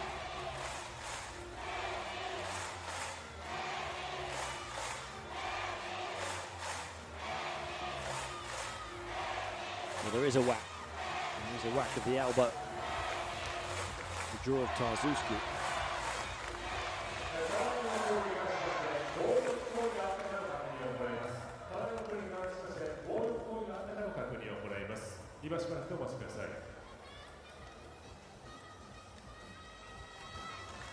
Tucciano, 47 years of age now. 6 years on the Chiba Jets bench, reached 3 finals. Winning a championship, of course. Moved to a NeoPhoenix side that had finished dead last, with just 10 wins the previous season. His first year he lifted them to 23 wins, last year to 46 wins. Winning the Central Division. The second seed for the class before they were upset by the 7th seed Hiroshima Dragonflies at this stage. First postseason game in 7 years.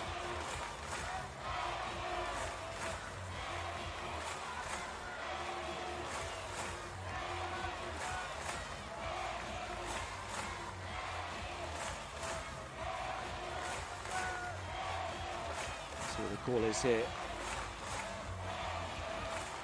Accidental contact. Labber on his way up to shoot.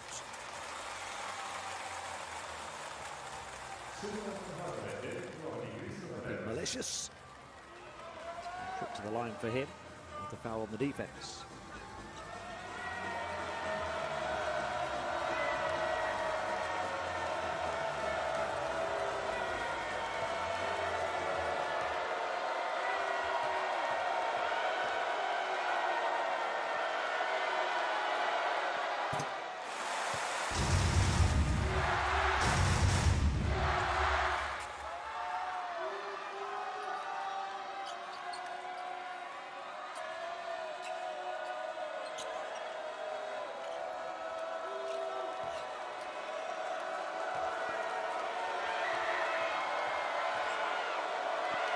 Plenty of support for both teams.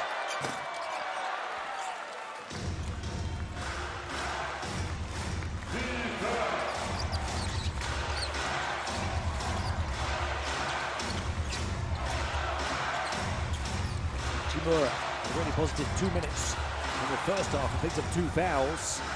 Was touched by Sanem. Shot clock down to the final 4, and then a foul. It's tough for the home team.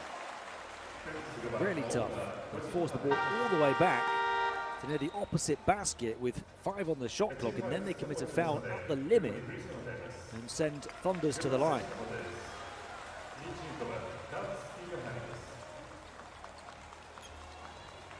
So Flippin is going to take the free throws.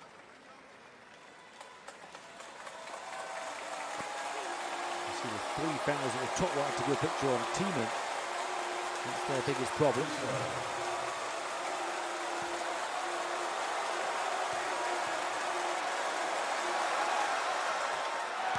Thiemann comes in for the first time in the second half off Kyle Milling's bench. He played 5.5 minutes of this game, one of their star players. They've managed that foul count well. Got him to just beyond the midway point of the third quarter before they want to come back in. They're only down by 1. Their hosts are in foul trouble.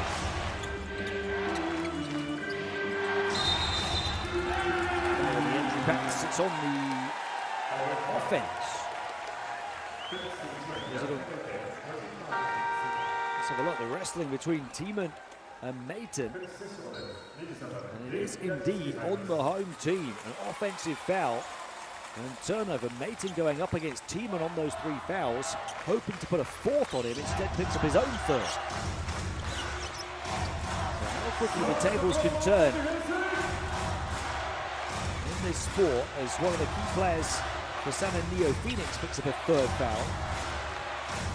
He goes to the bench, Tiemann's back in, avoids his 4th.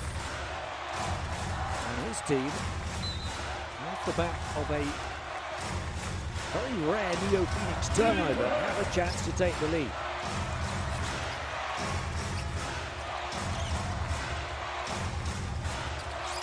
Trey Jones knocks it back, fumble, recovery. Chimura, far side, Tiemann now. Holland just off the elbow, as well short, knew it, grabs the rebound. Turns it over now, Flippin's not happy.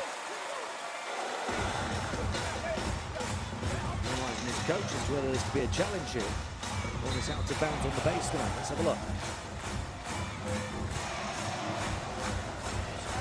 Essentially off the front of his opponents, but no challenge. Tough to see on one real-time viewing.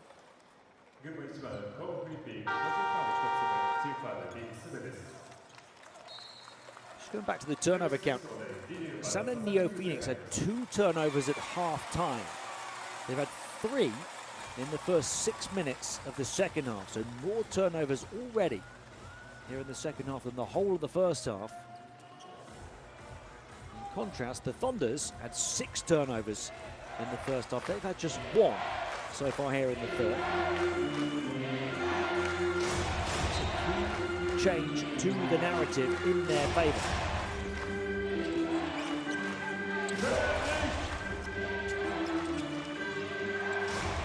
Under 4 minutes of the third period, and there's a foul on the Thunders. That's their 4th. That was their last to give. So now it's free throws for both teams the rest of the way. Take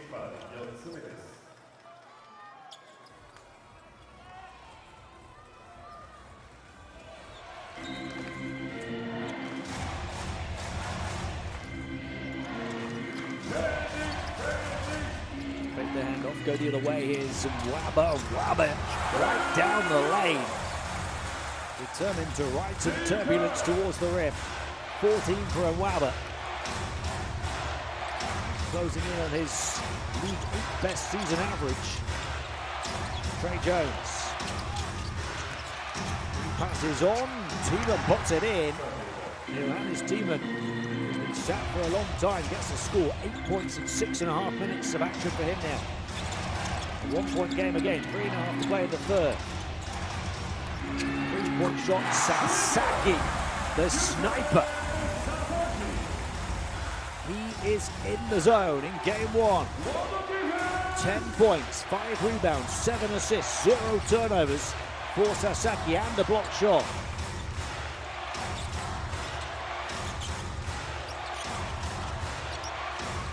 Tiemann and Jones working together, not quite on the same wavelength. Fortuitous break as it found its way to Flippin. He couldn't convert though. Not the shooter they wanted. And the coast to coast. Fake to the corner. Short shot though. Tiemann the rebounds. Now they've got to pick themselves back up and get back on defense.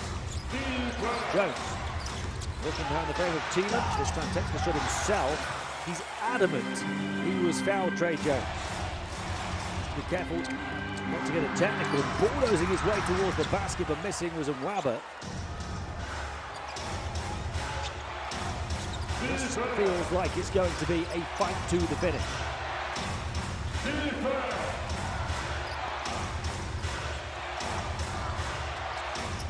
No flipping to Tiemann. This time he does get it. Blocked off by Budzinski. gets it back one-on-one. Oh, he's fouled on the long two. Goes down in an awkward-looking manner, Johannes Thiemann.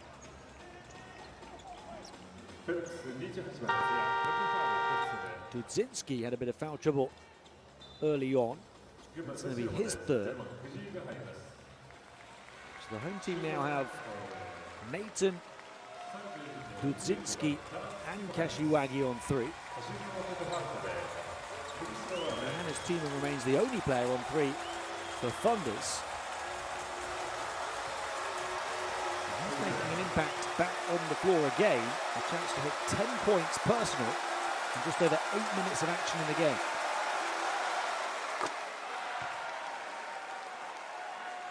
Thieman's 3 of 3 from the field.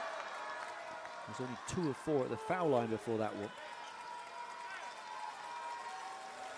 Looking to make a pair here to hit 10 points.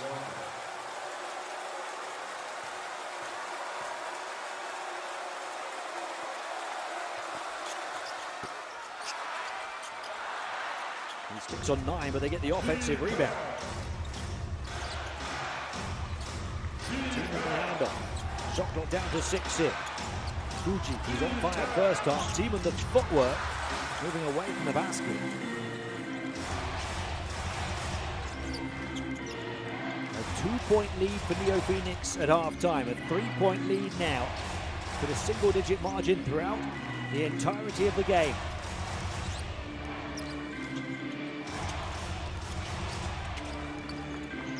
Trying to create the perimeter shot. He's flat.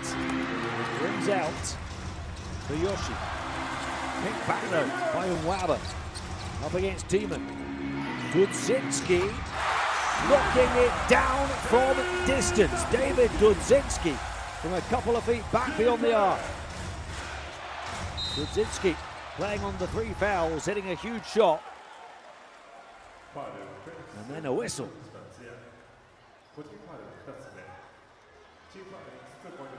And there was the pickpocket from Nwaba. That led to the pinpoint from Dudzinski.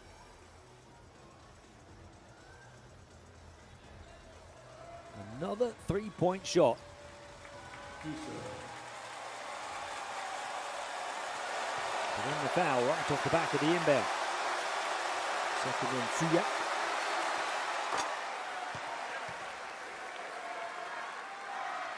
The home team hitting their 10th 3. Dudzinski's second.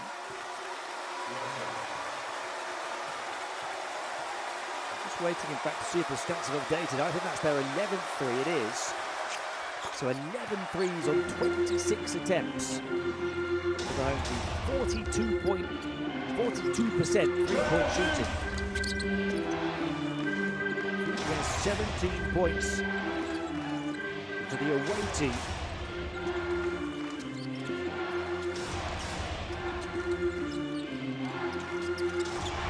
Down the right rail to the goal and one. And Nwaba determined to catch Fuji up.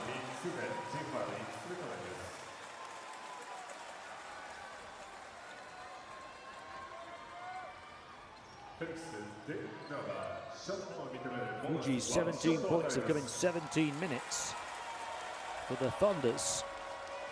We've also got Trey Jones and Tarzuski in double figures with 10 each. Thiemann on 9. The home team have now got 17 from Nwaba in his 20 minutes. 7 rebounds, 4 offensive rebounds, and 3 assists for him. Got 10 for Sasaki, of course, as well as those 7 assists and 5 rebounds. For Nathan and Yoshi. 7th the lead for the hosts. Thiemann, there's a foul on the floor. It's going to be on Nwaba.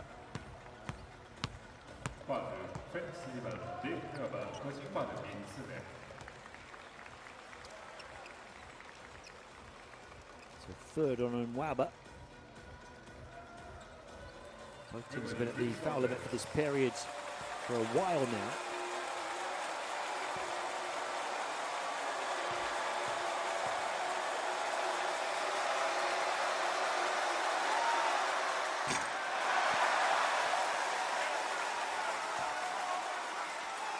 This team was shooting 66% from the field at halftime. It's fallen to only 52% now.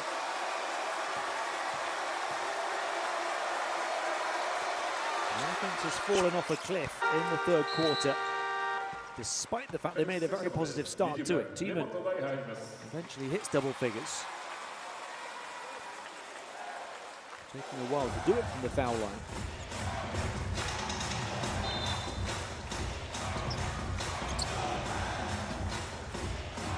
Sixth again.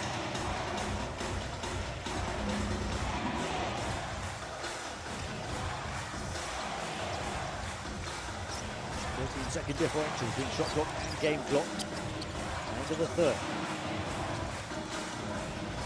Plotting, probing, calling, and hitting the target with a thrilling three. Sasaki taking charge. 13 points, 7 assists, 5 rebounds, 0 turnovers. 9 is now the largest lead of the game.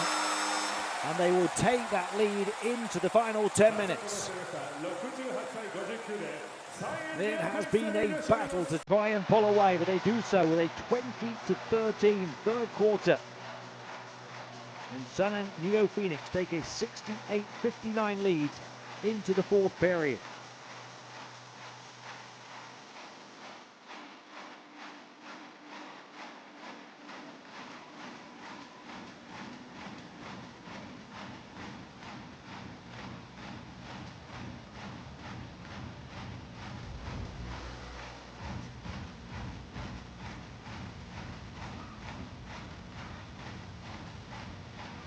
This is far from finished. It's only a 3-possession game.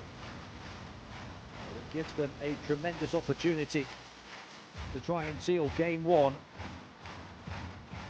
They've worked so hard to get up by as many as 9 points. They had 8-point and 7-point leads earlier on that fell to the Thunder. So the Thunder will certainly have belief they can overturn this 9-point deficit.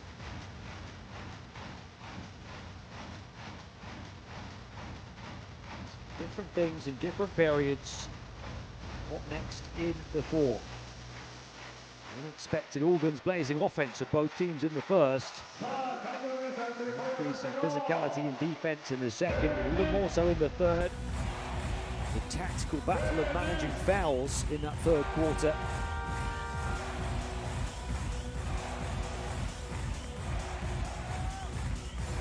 But one consistent is the magic of Sasaki.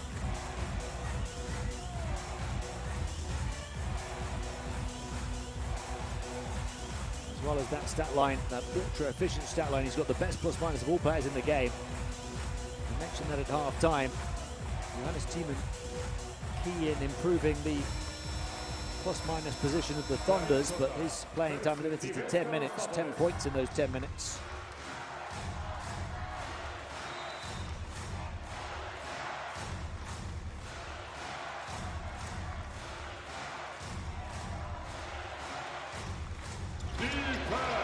To the fourth. Gunma Crane Thunders begin with the ball down 9. Tiemann.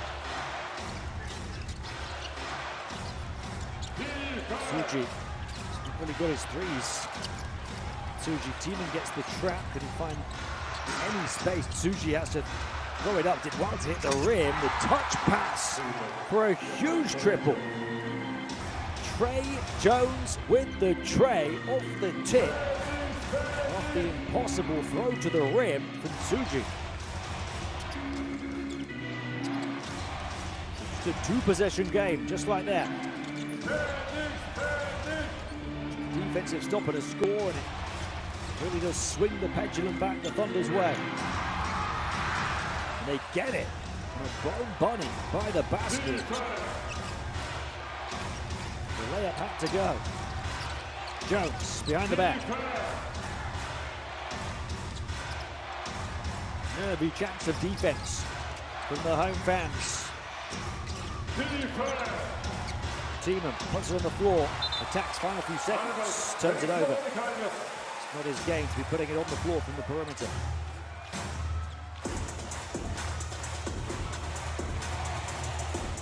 One different dynamic to that third quarter was the turnovers. More turnovers in the third for Sana NeoPhoenix than the whole of the first half. The Thunders have done a good job of limiting their turnovers in that last period. His team committing 6 in the first half, only 2 in the third.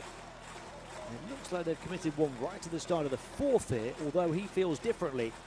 Kyle Milling is going to call for a video review.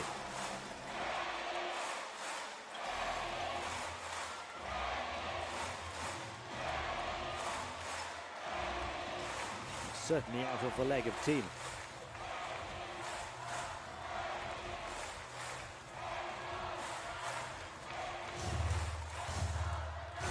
Coach Milling from Illinois. Spent part of his playing career here in Japan, as well as a long time in France. Both a player and a coach.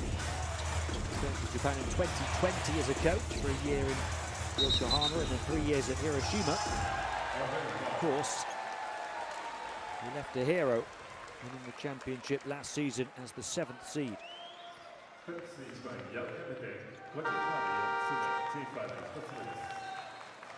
Mayton gets called up against Tiemann again. So Mayton becomes the first player in the game to pick up a 4th foul, overtaking Tiemann, who had 3 early. Mayton picks up 2 against Tiemann in quick succession. At the end of the third, right at the start of the fourth. The second top scorer for NeoPhoenix through the season. Their leading rebounder, leading shot blocker, and leading offensive rebounder now has to go to the bench. Quick hands on defense though. Someone get it back. Scanning, passing, pushing, putting the handbrake on. Rabber, even more offensive responsibility for him now. Rudzinski, touch-tight defense from Trey Jones. A suffocating shadow and shutdown from the number 4. Blocked that shot before the bullet even left the barrel.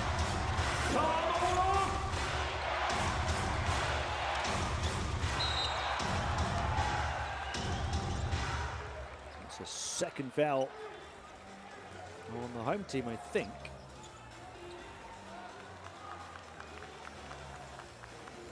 Indeed it is. So they have the 6-point lead. 68-62, but a couple of early fouls. And now 4 on Nwaba. They have 4 on Mayton, 4 on Nwaba, their top 2 players scoring the basketball and rebounding this season. 2 players who combined for around 32 points a game and around 15 rebounds a game. Both now dangling by a disciplinary threat. Mayton's gone to the bench and Nwaba for now stays in.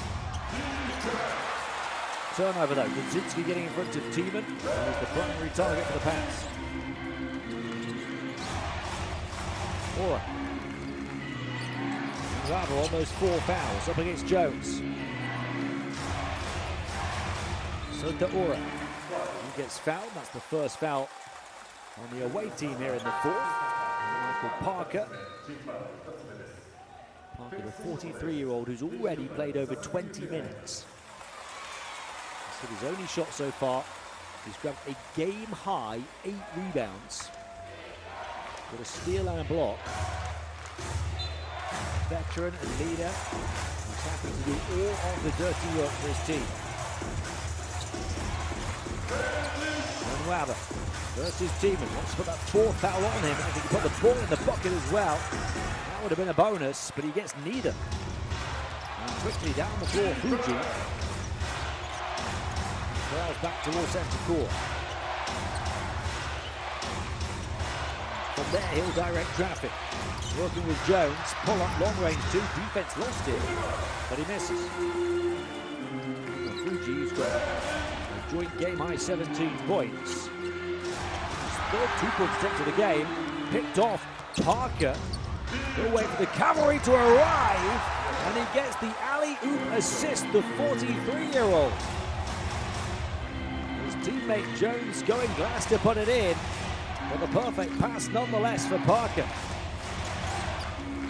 Fabulous feed from the 43-year-old. Three-point shot, Dudzinski is off.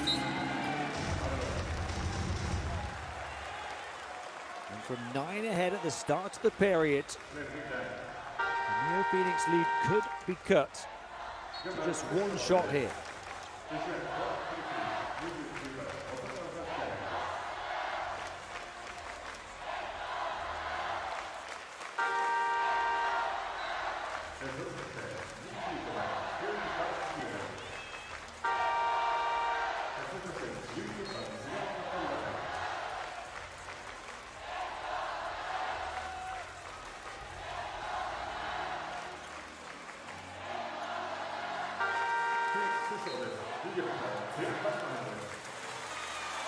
Plenty to contemplate for Atushiono. Who does he have on the floor? Who does he risk with the foul trouble? Nathan's going to come back in on his 4 fouls.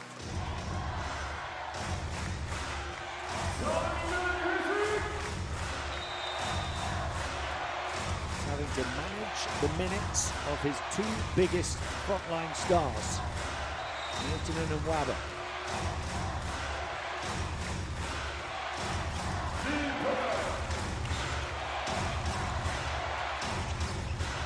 Flippin. Marzuski. Center court. Flippin. Teammates. The handoff. 4 players touching it already. Flippin. Shot clock's down to 2. Flippin, is he aware? I'm not sure he is. And a shot clock violation. They were nowhere near getting a shot away. Nobody seemed to know.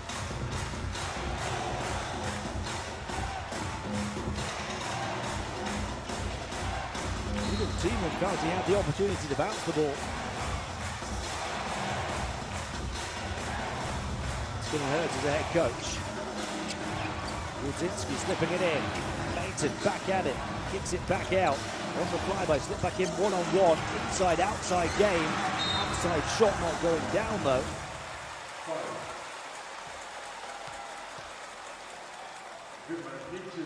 To think.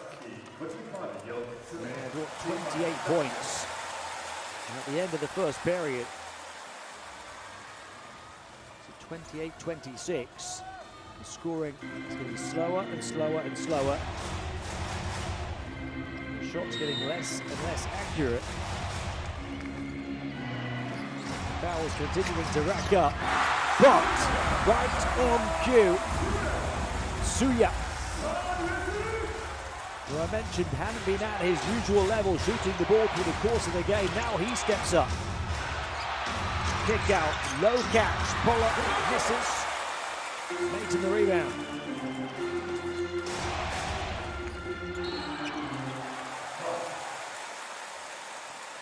So 7 the lead off that Suya 3.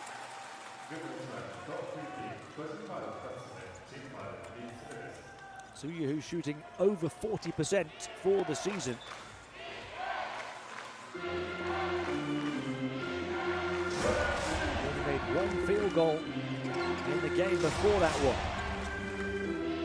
Midway point to the 4. Leighton, can he salvage it at centre court? Allowed to recover in the backcourt. A huge score if they get one here. This is the shot. It doesn't go down that time for Suya. Got it into the hands of the right player. Similar spot from which he just hit. Only 1 foul to give for the Thunders here in the 4th. 2 to give for the home team, and there's 1.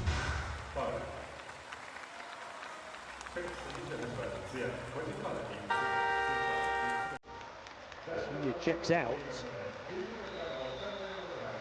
2 of 3 from the outside now. 6 points in 12 minutes. In fact, they're going to go to the benches. Think for a timeout. It's the 3rd foul on Suya. They'll be having to manage 4 fouls each on star players Nathan and Wabber. Marzuski then becoming the first Gunma player to pick up a 4th. Teamer having been back in for 10 minutes of action since he picked up his third foul, hasn't picked up another one.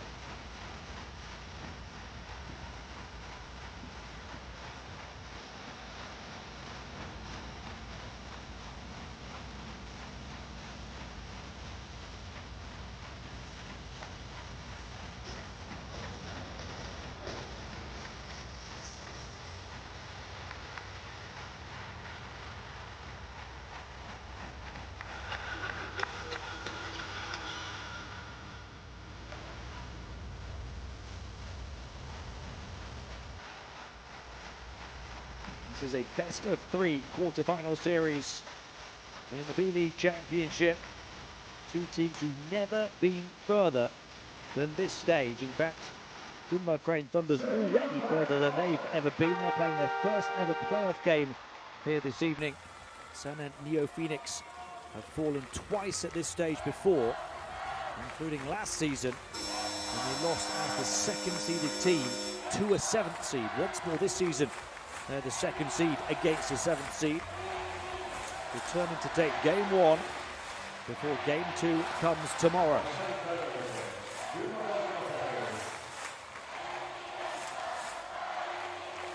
They were swept last season, and indeed in their previous season in the quarterfinals, so they've never won a quarterfinals game.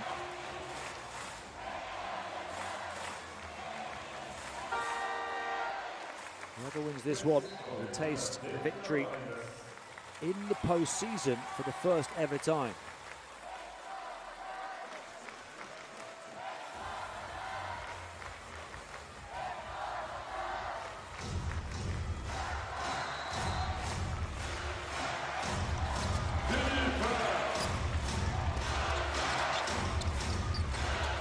Trey Jones to Tiemann, smothered and shut down by Dudzinski.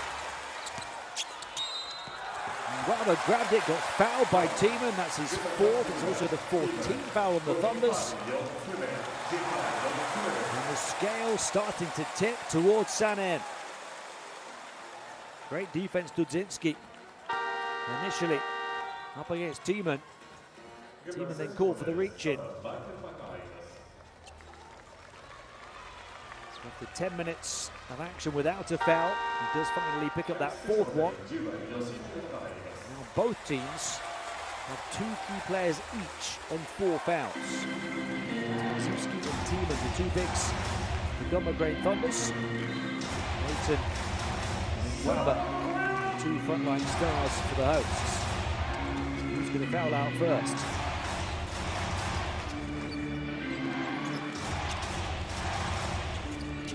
Offense with multiple hands around the perimeter and get a good look. Beautiful ball movement. That would have been a dagger for the first double-digit lead of the game, but it does not go.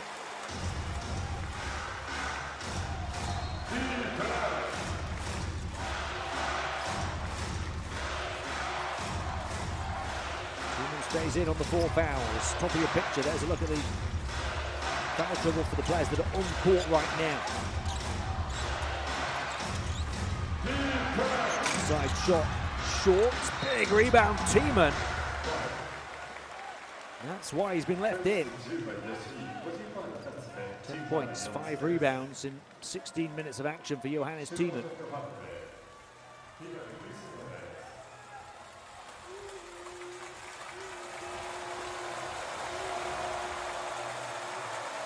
Second foul on Yoshi.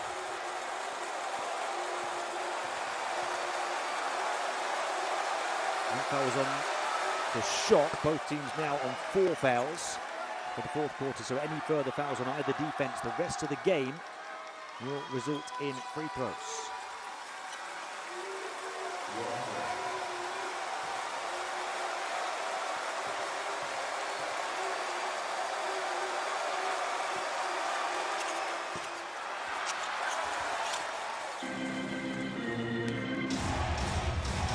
Been making the most of them right the way through the game.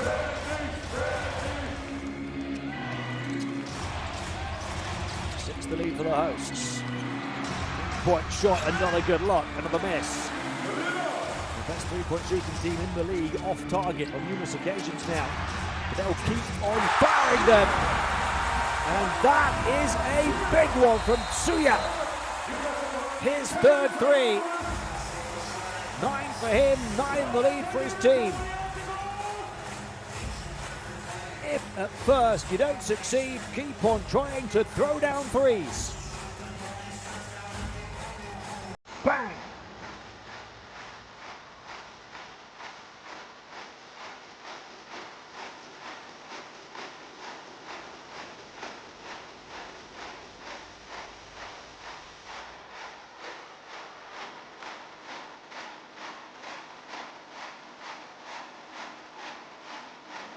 Their 14th three-point make of the game.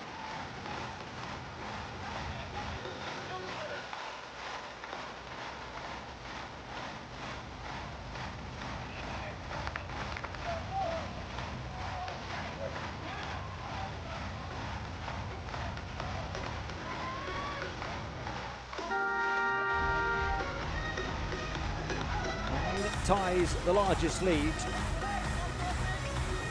The lead with which they open this quarter. This team would look to pull their host back in, but they're back up by 9 now. 3 minutes and 40 to play. All hands to the pump.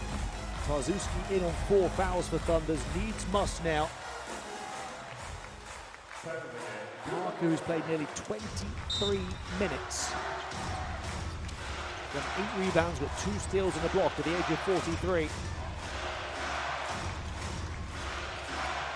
Gonna have to do it again tomorrow. Tiemann on the bench on his 4 fouls for now. Tarzuski to the foul line, held up. Passes on, Jones lost it, poked away, turnover. Trey Jones felt that he didn't get the final touch, but he doesn't look too convinced. The turnovers have crept back in. That was the key early in the third quarter for them when they closed the gap, but that's their 14th turnover now. Twice as many as San and NeoPhoenix. Looking for the first double-digit lead of the game. Right, saved overhead, but into the hands of Tarzuski. Great effort from Munrawa to try to get there. Final 3 minutes now. It would have been pretty much game over had they nailed the 3 there for a 12-point lead. The Thunder's still breathing. Shot clock down to 5. Turnaround, triple, off. Long possessions will help the hosts.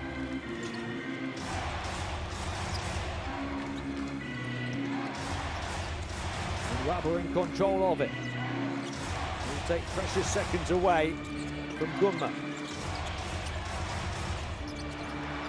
Ooh, turnover. Long possessions are fine, but you've got to find a teammate or a shot at the end of it, not turn it over. And give it to your guests for a chance at a quick attack, and just like that, in a flash, right the way through,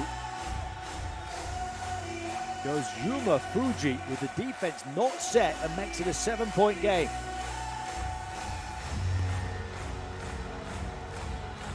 Fuji up to 19 points, a game high.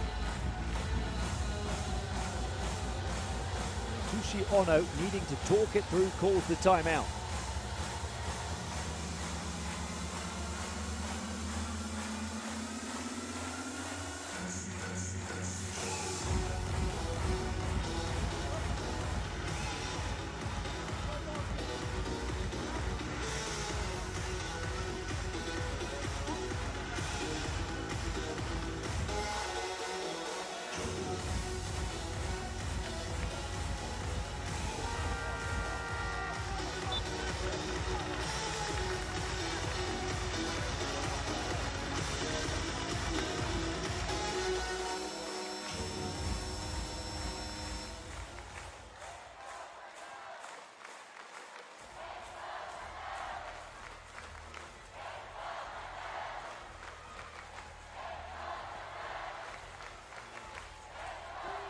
Not done yet.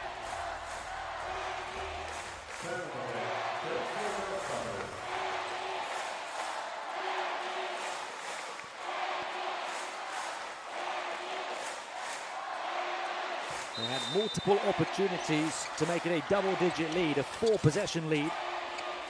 Instead, it's just 7.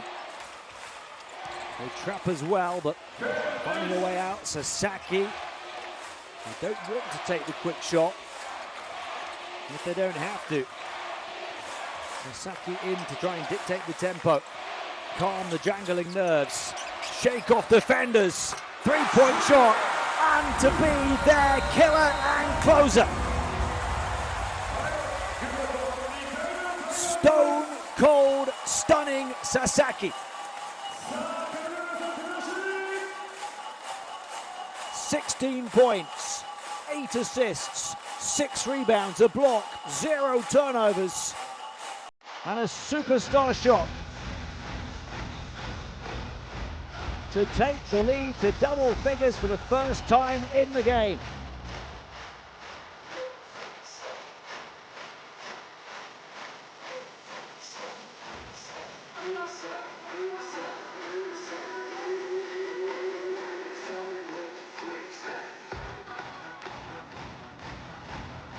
Home fans sitting fairly comfortably now, having been on the edge of their seats.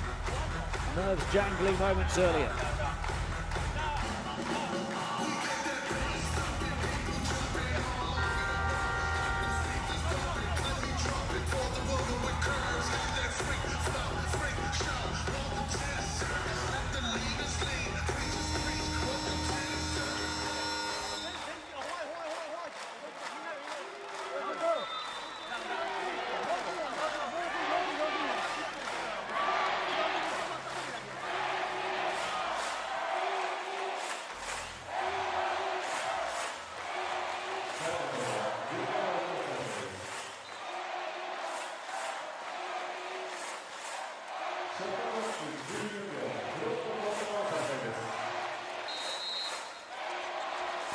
Only 1 minute 50 to play. They need quick scores and defensive stops. Tre Jones' responsibility to orchestrate the offense. Tiemann, is he going to take a 3? No, he's not. Jones working behind the screen. Can he shake off? And Wabber has to put it up, contested, and pops it in. And Gunma will not wave the white flag. Back within 7 again. Tre Jones, 18 points. Only behind his teammate Fuji, who's got 19. Foul count can be an advantage at this stage of the game because it stops the clock, but only if your opponents miss a few. Look at this shot to keep them breathing. With Wabber all over him. Tre Jones knocks it down.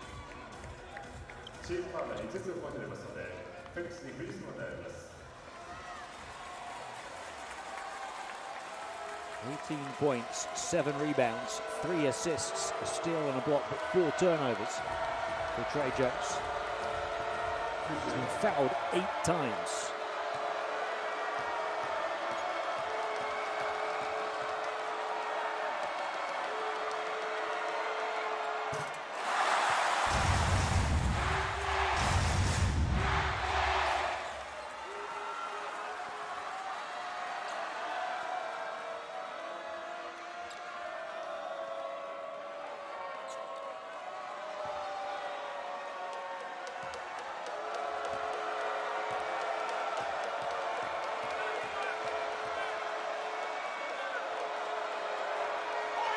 Stay a 3-possession lead at 8.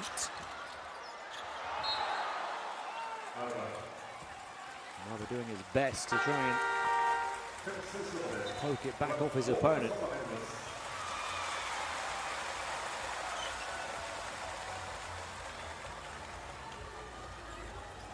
He leads the home team in scoring with 17, 9 rebounds, 4 offensive rebounds, 4 assists, 2 steals. Sasaki, another all-round excellent display, along with Wabber. 16-6 game for him.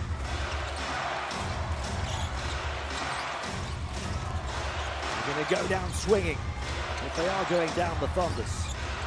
Upmake decides to get 3-point shot, fouled on it. Chance to make it a 5-point game if they can hit their free throws. And that is an emphasized if, because they have struggled to do so all game long.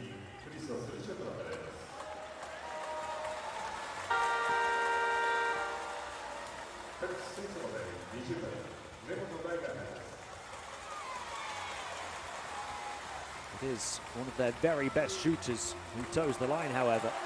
Naoto Tsuji, 86% through the season. The team are only 50% in the game.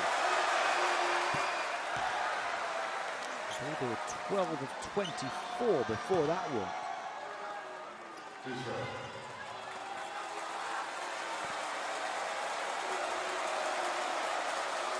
And they know they need each and every point they can get.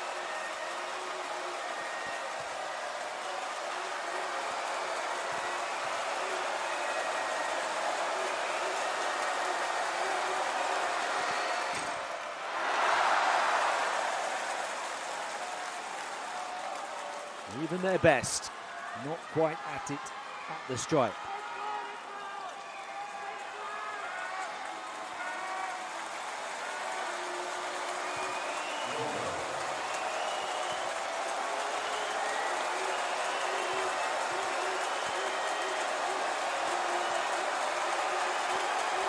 The first free throws of the game. Makes 2 of the 3.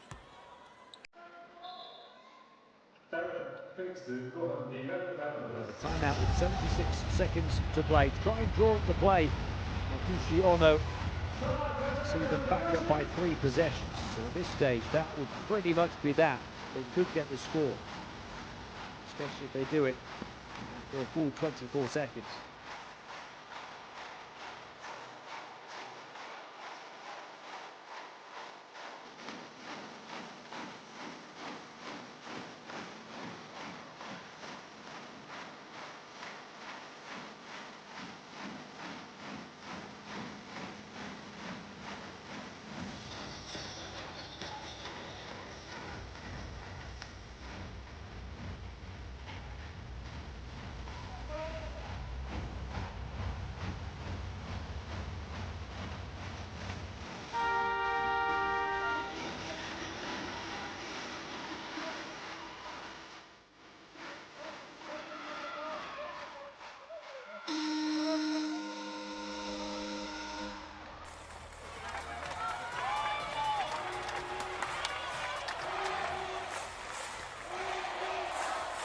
To work so hard for it. Remember, both meetings between these two teams recently in the regular season were just 2 possession games, decided by 5 and 6 points.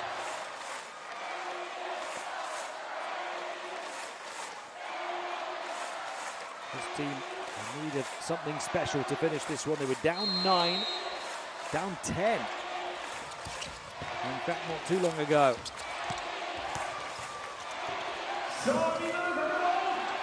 The pressure applied and they just about win the race to the loose ball. That allows them to slow it down now in the front court. It'll take us into the final minute. And Wabber. Is there a dagger at the end of the long possession? Is there an offensive foul at the end of the long possession? And Wabber pushing off on his defender. And this narrative takes another twist late on. Tiemann shuffling his feet and Wabber throwing out that left arm unnecessarily so.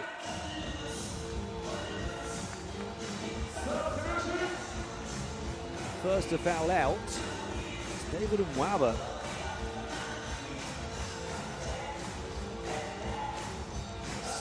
The worst possible outcome.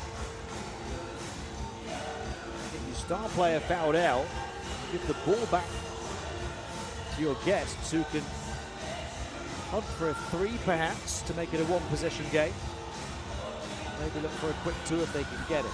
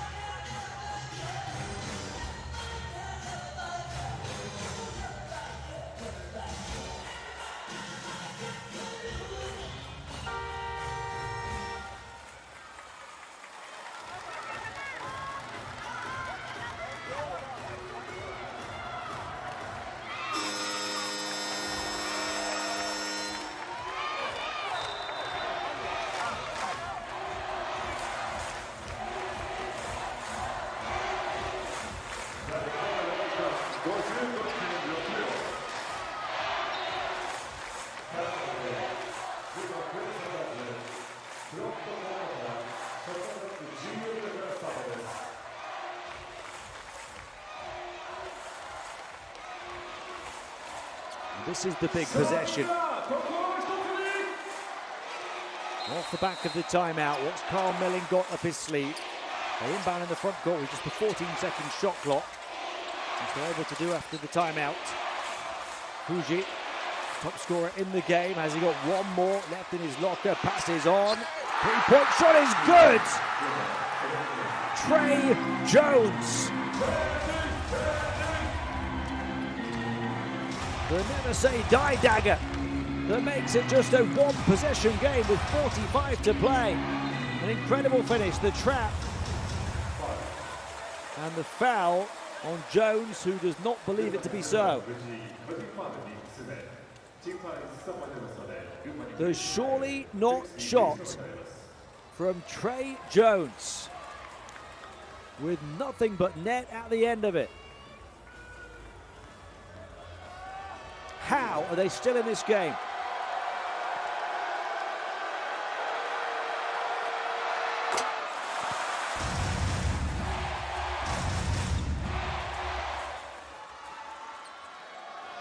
These two teams both fighting for what would be their first ever B-League playoff win.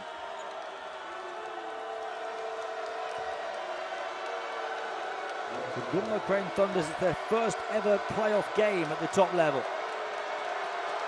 So San and NeoPhoenix, their third quarter final, but they've been swept in their previous two. One of two is almost enough at this stage because it makes it a two-possession game. Not exactly what they wanted, but it's something significant. Shot clock down to the final five. Is there one more? Tiemann, does he take the shot? He does. Johannes Tiemann puts it into the bottom, and they're back within one from the brink.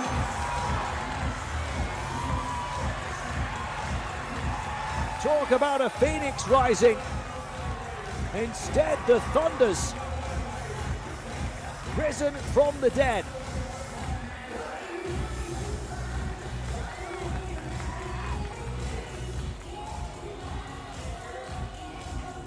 First it was Jones, and then it was Tiemann. Shots that had to fall, and they did.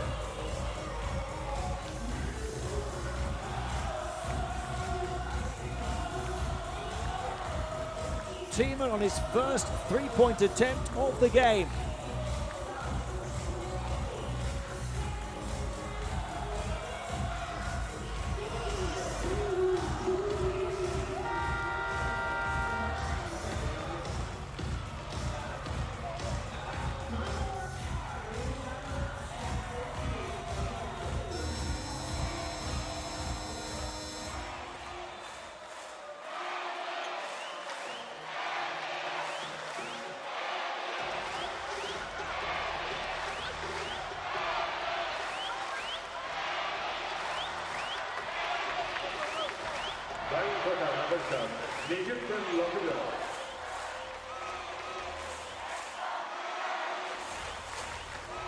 Both teams have worked all season long, a 60-game regular season to get to this point in the playoffs.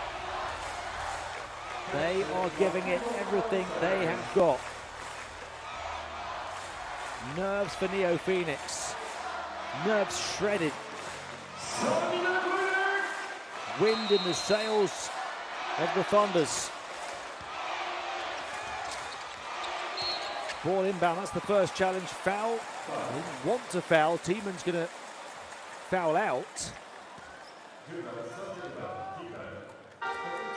19 seconds is a lot of time.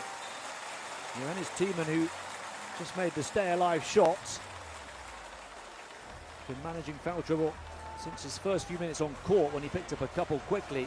He now fouls out on 14 points, 7 rebounds, and 2 turnovers, 8 fouls drawn in 18 minutes of action, making 4 of 6 from the field, including that 1-3 that kept them breathing.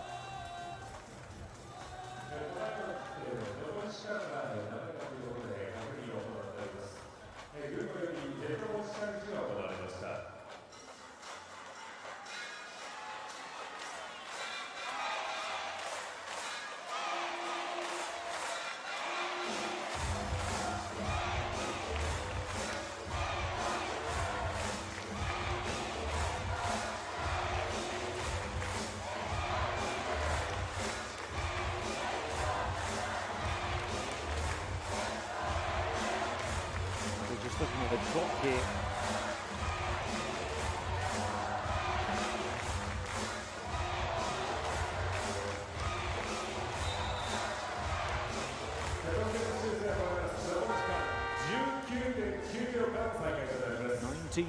.9 to play. 79-78.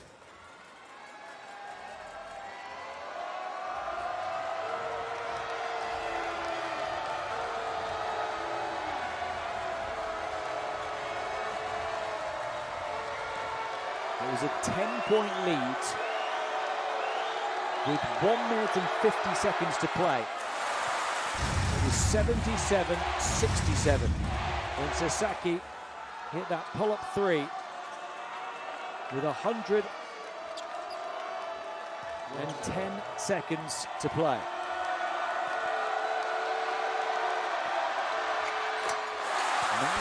Seconds later, it was just a 1-point game.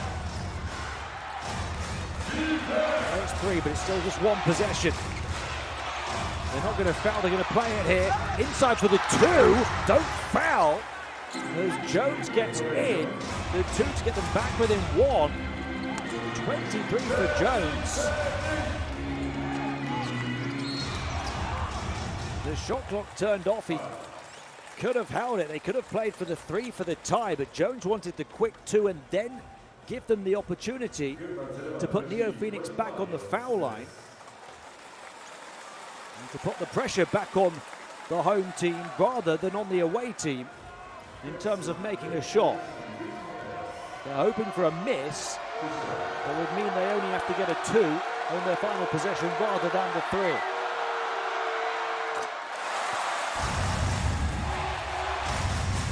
The weight of that pressure on the head and shoulders of David Dudzinski, who is one of their best shooters. 83% at the line this season. He's just hit 10 points with that last one. He doesn't care about that. He just cares about making the next one. And he does. The coolest man in the city. So they still need a 3, 11.7. Jones, can they force overtime? Trey Jones, his responsibility, goes in baseline again, takes the ring road around the defense, pulls it back, loses it, out of bounds. It's still Thunder's ball, but we're in the final second. The suffocating defense from Mayton. Well, you wondered if he was going to try and take the shot on the near side. He tried to get to the far side, still couldn't take it. Is there still time to take it? 0.6. Who's going to win game 1? NeoPhoenix have one hand on the win, but they thought they were there less than 2 minutes ago. 3 for the heave, short. And NeoPhoenix celebrate winning the club's first ever playoff game at this level.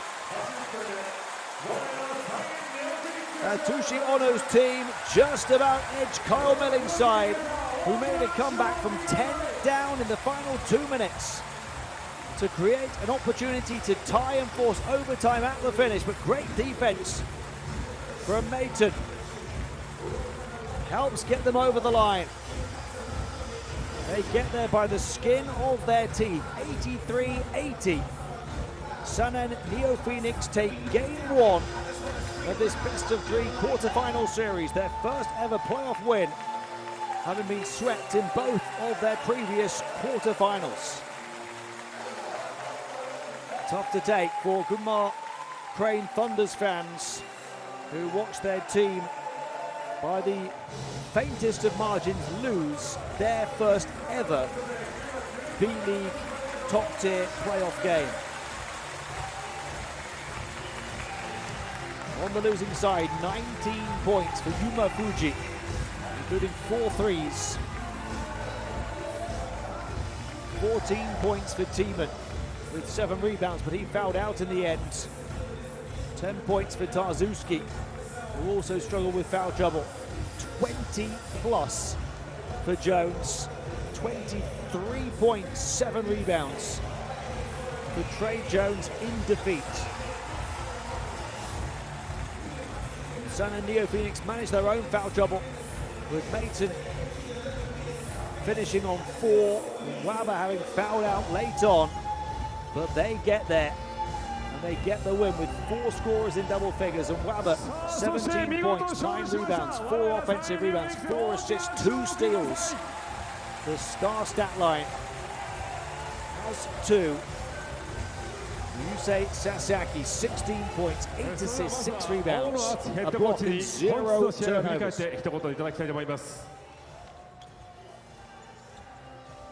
The other 2 scorers in double figures. Rudzinski with 11 points, 5 rebounds, made the 2 clutch free throws. 10 points for Maton. And that great defense at the end. 選手全員本当にベストを尽くしてくれたと思います。また皆さんの声援のおかげで勝利することができたと思います。まずはですね、クォーターファイナル初戦を勝ちました。明日の試合に向けても一言お願いします。はい、また明日力貸してください。明日もよろしくお願いします。まずは大野敦ヘッドコーチにお話をお伺いしました。Tucciano, the man. 続きまして山善プレゼンツフェニックスヒーロー賞の発表です。こちらは特に本日ね、印象に残った選手に贈られる賞となります。本日はですね、本当素晴らしいプレーがね続いた中、選ぶのは大変だったんですけど、この人を選びたいと思います。特にゲームを決めました最後のフリースロー、もちろんねスリーポイントも決めてくれました23番デイビッド・ダジンスキー選手です。David Rudzinski, early foul trouble, but able to finish it with a huge pair of free throws. まずは勝利おめでとうございます。 Struggled from the field today, just 2 of 6, but 5 of 6 at the line. 非常にタフなゲームとなりました。今日の試合振り返って一言お願いします。Yeah, it's really hard to end somebody's season. Like, we'll find out tomorrow that we have to come with more energy through the whole game. But they hit some tough shots, and I thought we responded well and finished with a win. はい、まだ明日も試合があるので、ここ気は抜けないんですけれども、もちろん群馬さんもタフにまた来ると思うので、明日もしっかりエナジーを持って1試合通してしっかりそのエナジーをキープできるように頑張っていきたいと思います。今日もですね、たくさんのブースターの皆さんの熱い声援がありました。ファンの皆さんにも一言お願いします。Yeah, thank you so much for coming out. One at a time. That's all we're thinking about. So tomorrow is very important, and we look forward to seeing you here. 本当に1試合1試合しっかり丁寧に戦っていきたいので、また明日も皆さんの応援よろしくお願いいたします。Both Jack player calling for the fans to be right behind them again tomorrow to try and close out the series and make their first ever semi-final here in the B.LEAGUE. 本日はですね、キュリオム手回し充電ラジオ、こちらを2名の方にプレゼントさせていただきます。当選された方はこちらの2名です。当選おめでとうございます。They win this one 83-80. After a 10-point lead with 1 minute and 50 seconds to play, his team pushed to the limit. さあ、そして本日の入場者数の発表です。こちら速報値になります。本日の入場者数は4349名でした。本日もたくさんのご声援ありがとうございます。A big crowd behind them. I said they might be the difference to push them over the line. この方、33番柏木慎介選手でお願いしましょう。 They do it against the Thornbuck, the top-seeded team in this tie, in this second versus 7th tie. They'd not been playing well coming in. いきます。We are